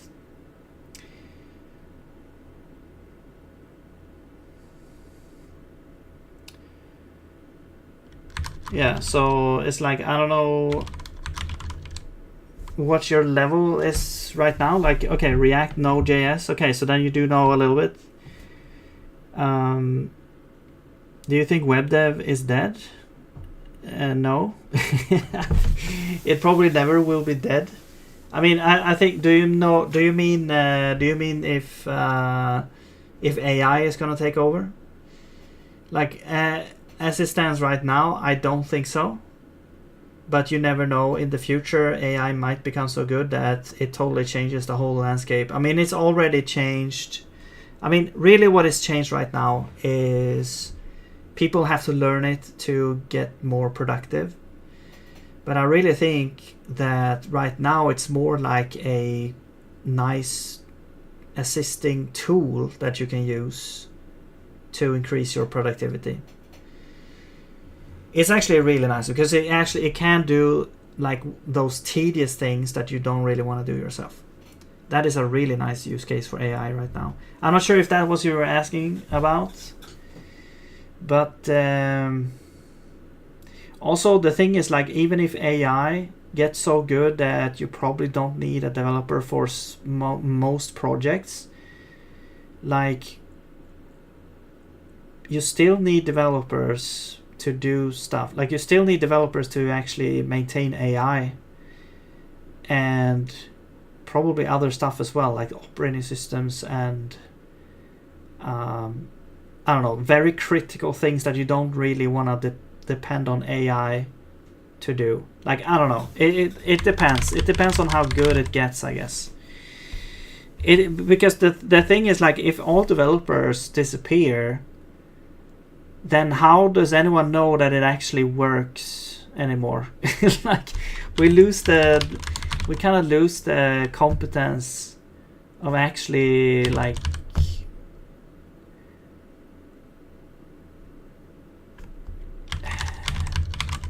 I don't know, it's kind of like you want to build, let's say you build a house, but now it's a machine that does all the things, and I mean, I guess it does it correctly. I guess you would have to trust that it happens correctly, but then after like a month there's like some kind of leak somewhere or something, and it turns out that you have to like destroy the whole house or something because no one actually double checked that there was an issue and AI missed it or something.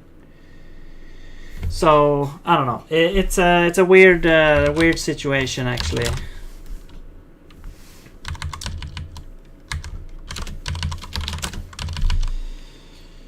Okay, let's see. So are you doing anything here? No.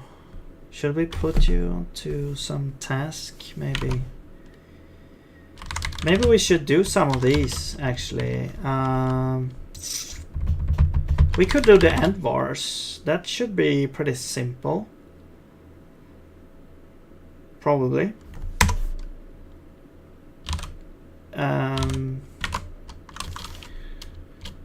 Okay, so let's create a new feature. I want all environment variables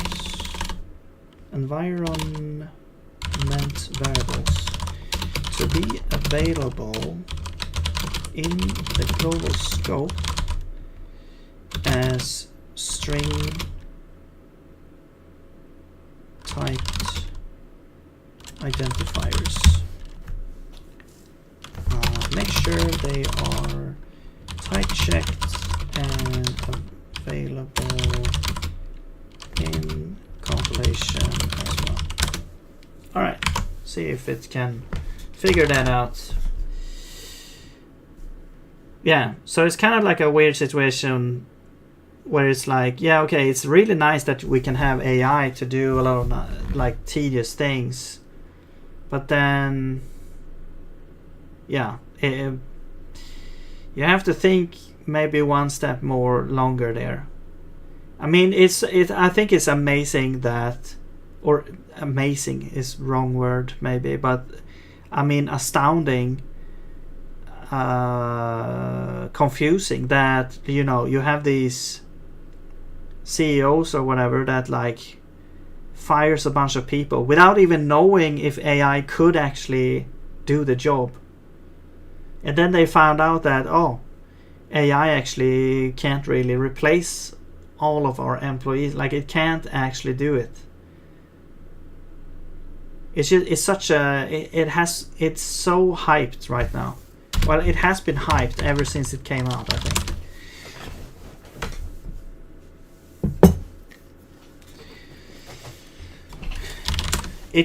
But it is really impressive what it can do right now. I was super impressed when I first like started using the agentic coding stuff, because I was like, for the longest time I was like, because I tried it when it came out and it wasn't really that impressive then, but now it's so much more impressive right now. Hello Titsi, welcome back. How's it going? It's getting a bit late for me, so I'll probably quit here soon, but let's just see if we can get this feature in. That would be really cool to have the environment variables. I'm just getting a feel for what more features we would want to have to make this work here. Okay, let's continue over here. So if this is true, we will append here. So this is also a thing. Like, we don't really have append for arrays, but, and I'm not sure if this is the syntax or whatever we're gonna use. I mean, probably, maybe. And you're doing this thing again.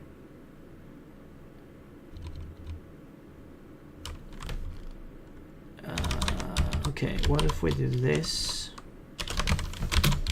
Root. So we're seeding into root, and we are doing real path relative to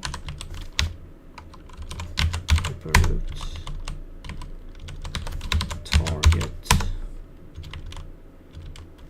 into null, or we print the target. Okay.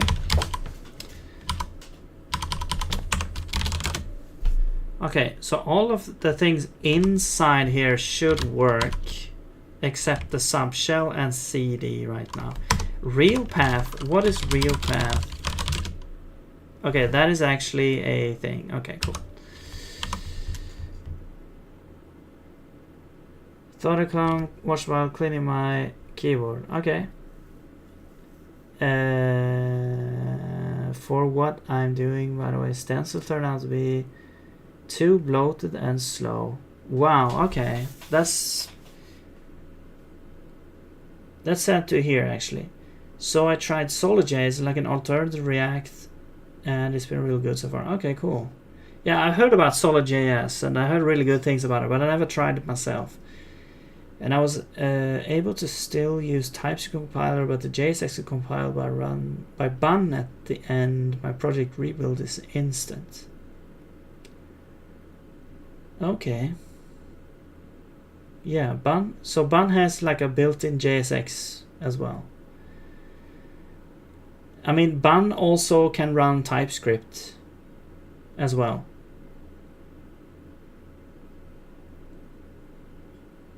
So I'm not even sure if you actually need to compile anything. Like bun just works with TypeScript. But I'm not sure if it's faster though.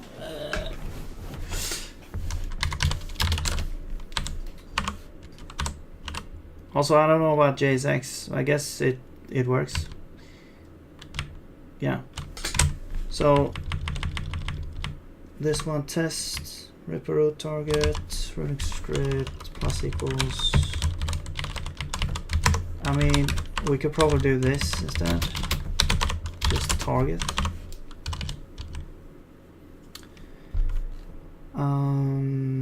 Actually, no, yeah, target is a string, so that's fine. Echo unable to locate running script target. There we go. And that should work there. Okay, cool. So that is that if. I mean, we're missing some features, but I'll just try to fix this here. Okay, map file. Map file is actually interesting because we don't have map file. Map file, I mean, map file is a built-in. So what this will do, I mean, I guess it just populates Runic scripts with these files that are I guess they are line separated, possibly. Also, I'm not sure what this actually does, like LC all equals C.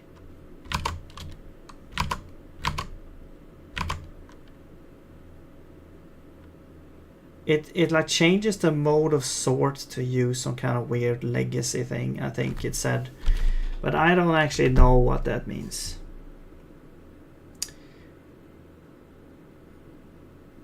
Because TSGO doesn't handle JSX. Because it's how to use TSGO because buns built-in TypeScript compiler doesn't do type checking. What? Then what's the point of having? I tried just using buns built-in bundler, but it doesn't type check. I guess you don't care about it. I mean, okay, what's the point in? Okay, I mean, I guess you still get like the LSP, but yeah, you can still do type check. I mean, you can use the type. You can use a TypeScript compiler. Yeah, to you can just add a step there, like a type check with any TypeScript checker. Wait, bun has to have like a type. It has to have a type check thing.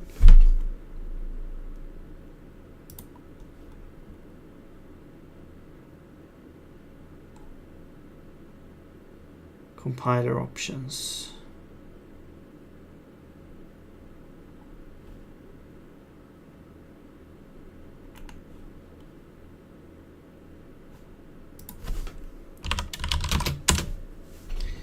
Bun does not perform type checking. But okay. I mean, it makes sense to have a fast build, but you do want to have like a separate check then to just check that it is actually correct.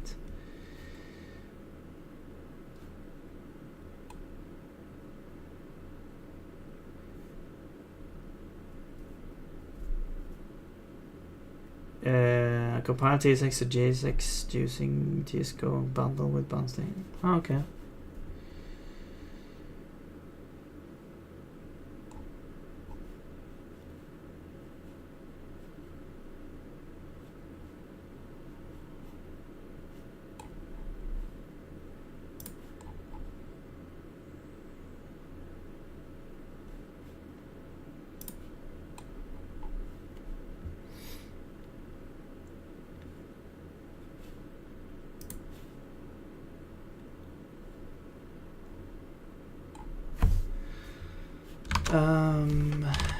Alright.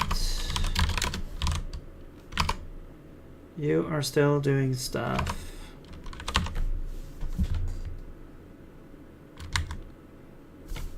Okay, so this map file, I mean, yeah, so what it does, I think, is it's taking the result from here, which is a list of files, and then just puts them in this array. So I think that's all it's doing, basically. And so my idea here was that we would just set runic scripts to be just find, you know, the same thing here. Find this type f name, this one, and also check that this wasn't actually expanded by bash since it's in quotes. If it wasn't in quotes, then it would be expanded.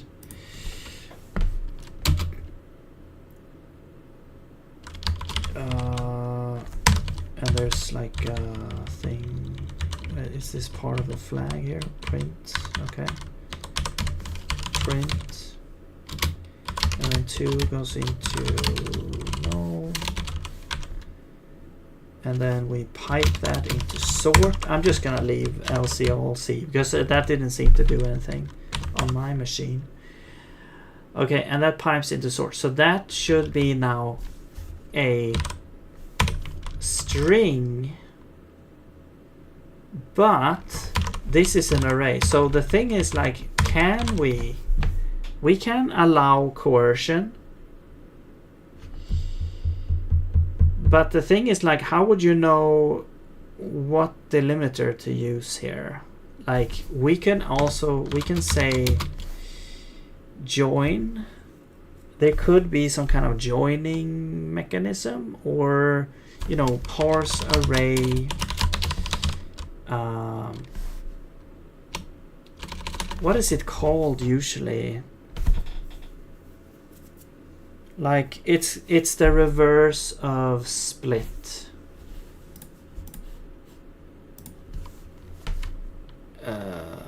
Inversion of split. No, that's no. Programming.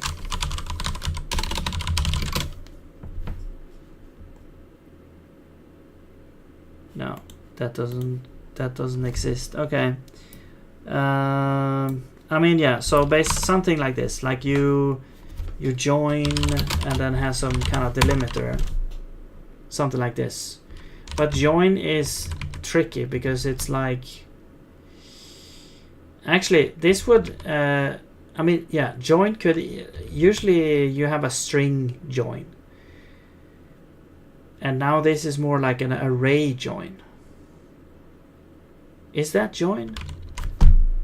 I just feel like there has to be something else where you take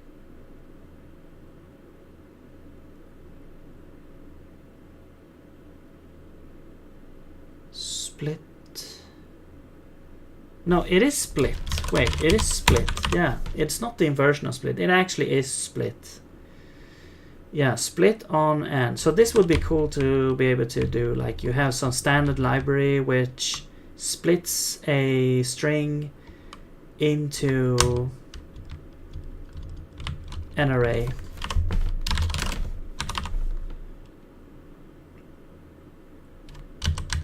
So yeah, that does this thing here in a different way.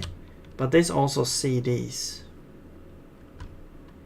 So I guess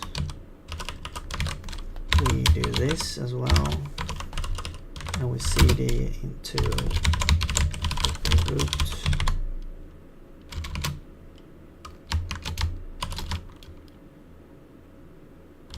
Actually, you know what? We could probably do something like this.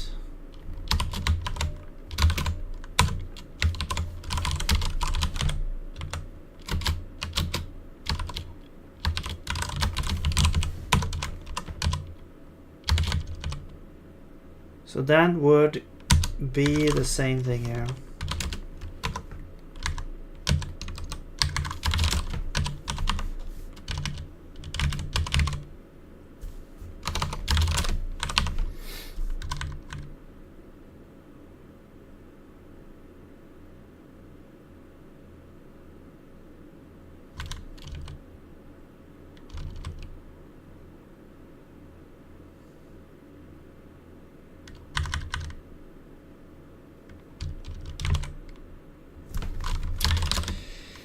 But this also requires a lot of hidden things because runic scripts is an array. It's not a string. So we would have to support standard out that is typed as an array of strings now instead of just a string. And be able to actually like output this stream of, I guess, yeah, array elements instead of just a stream of string, like a stream of bytes. So that is, yeah, that's also a thing. Like yeah, so that's a huge thing. But it would be so cool if we could actually get there.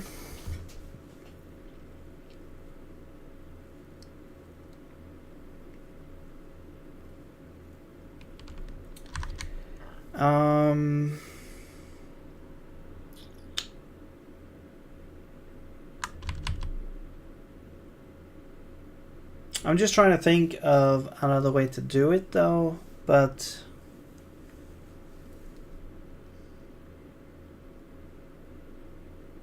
like that would work with the current features, but I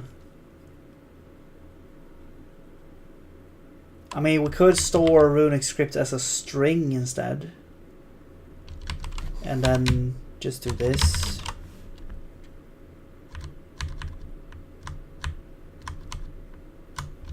And so let's say this is a string,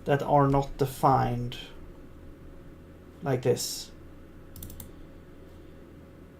And I was thinking like, okay, well maybe since we have or else, maybe we can like compile it so that, or parse it so that this is actually, we're testing this for a scoped variable, and if it doesn't exist, then we go into here. So we don't actually, this isn't actually called as a thing. However, that makes it impossible to actually call a function like this and then have an or else after it. So that doesn't actually work.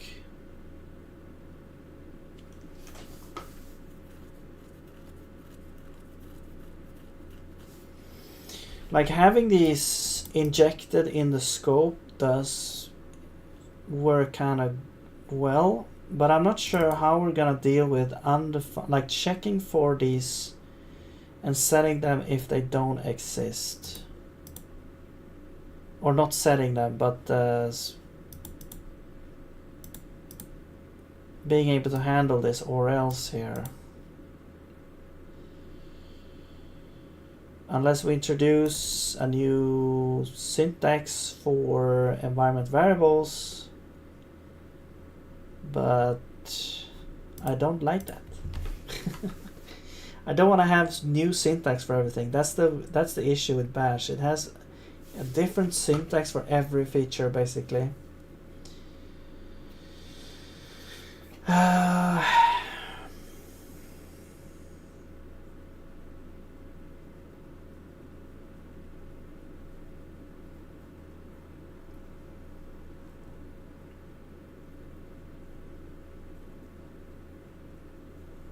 But yeah, this is super handy. Like this thing here is very specific for this part here. Like or else is like more generic. But if we would have something like this, was very specific for checking, okay, well, does this exist or not in the scope? If it does, use that value. Otherwise, use this value. It's kind of like a short circuit or. I mean, it is or else, except since the way our syntax works is that if you have an identifier, it can be an executable you want to call. Yo, Paul, was a late night stream today? Yeah. I'll probably have to leave like almost right now, actually, because I need to sleep. But well, actually tomorrow I don't have work tomorrow, but so actually maybe I don't need to sleep. No, but yeah.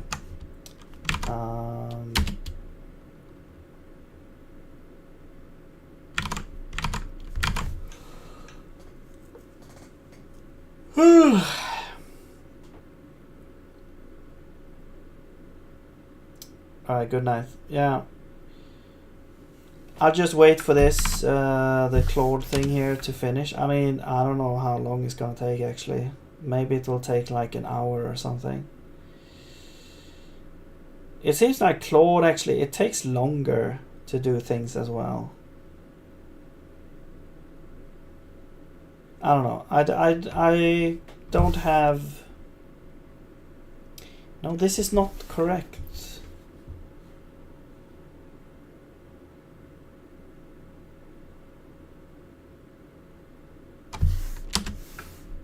Wait, did it do it wrong here? I should have given it an example. God damn it.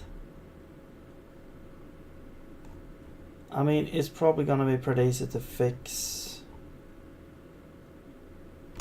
Okay, what I'm... Okay, there we go.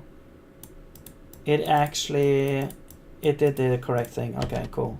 I was afraid it was like, yeah, I added a dollar sign, so you have to use dollar sign if it's like an environment variable, but it didn't, so that's great. So it actually, does it work now?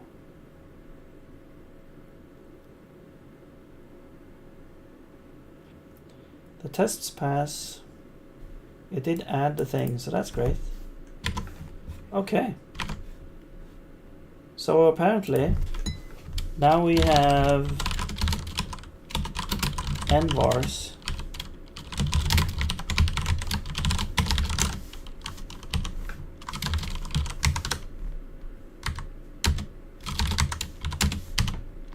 There you go.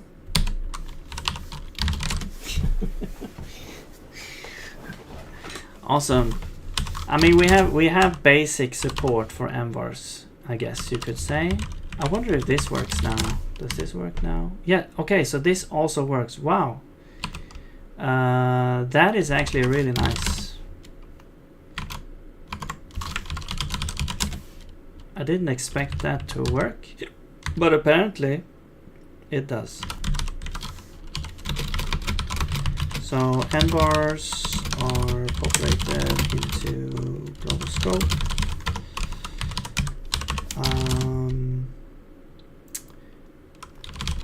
The question is though,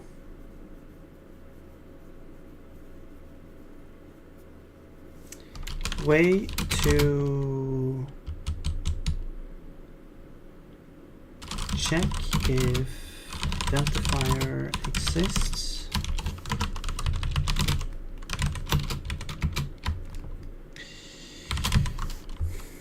Or else except for this specific purpose. Yeah.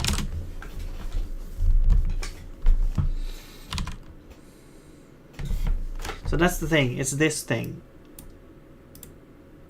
Like, should we just add this operator? I don't know. Maybe? Maybe we just add it.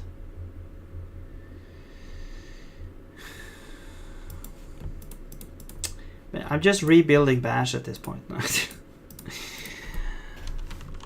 A worse version of Bash. But okay, so we actually have the nvars now, so we can remove that. We don't have or else, we don't have CD. Maybe we'll add CD actually. I'll just put Claude on it. I'm not sure how much.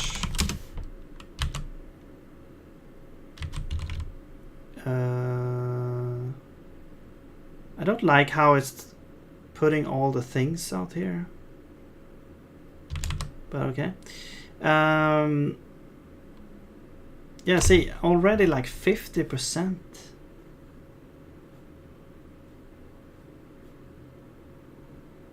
Current week, 24% of the week. Like, I've barely used Claude, and it's already used like a fourth of the entire week from today. I mean, I guess it makes sense maybe a little bit, but I didn't actually use it that much. That's the thing.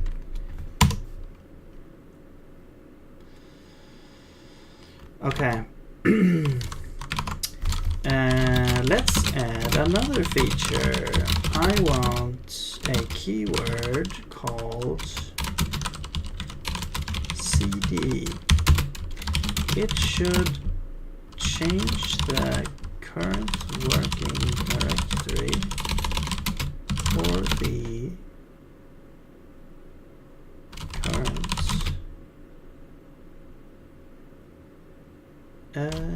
context, I guess. Shell context. In the future, we probably want to have subshells as well, just like in Bash. So keep that in mind, maybe. And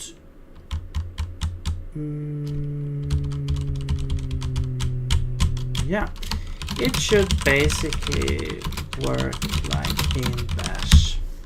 Let's just see what it's gonna do with that. I hope it doesn't actually like introduce a bunch of weird things with this, but we'll see. I should also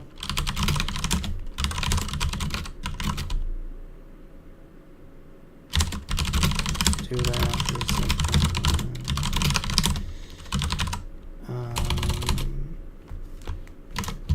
So stage that. What did we do actually? We added environment variable population into scope.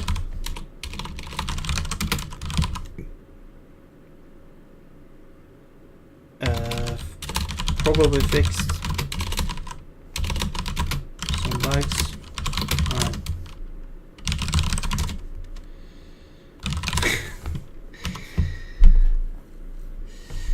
Alright, yeah.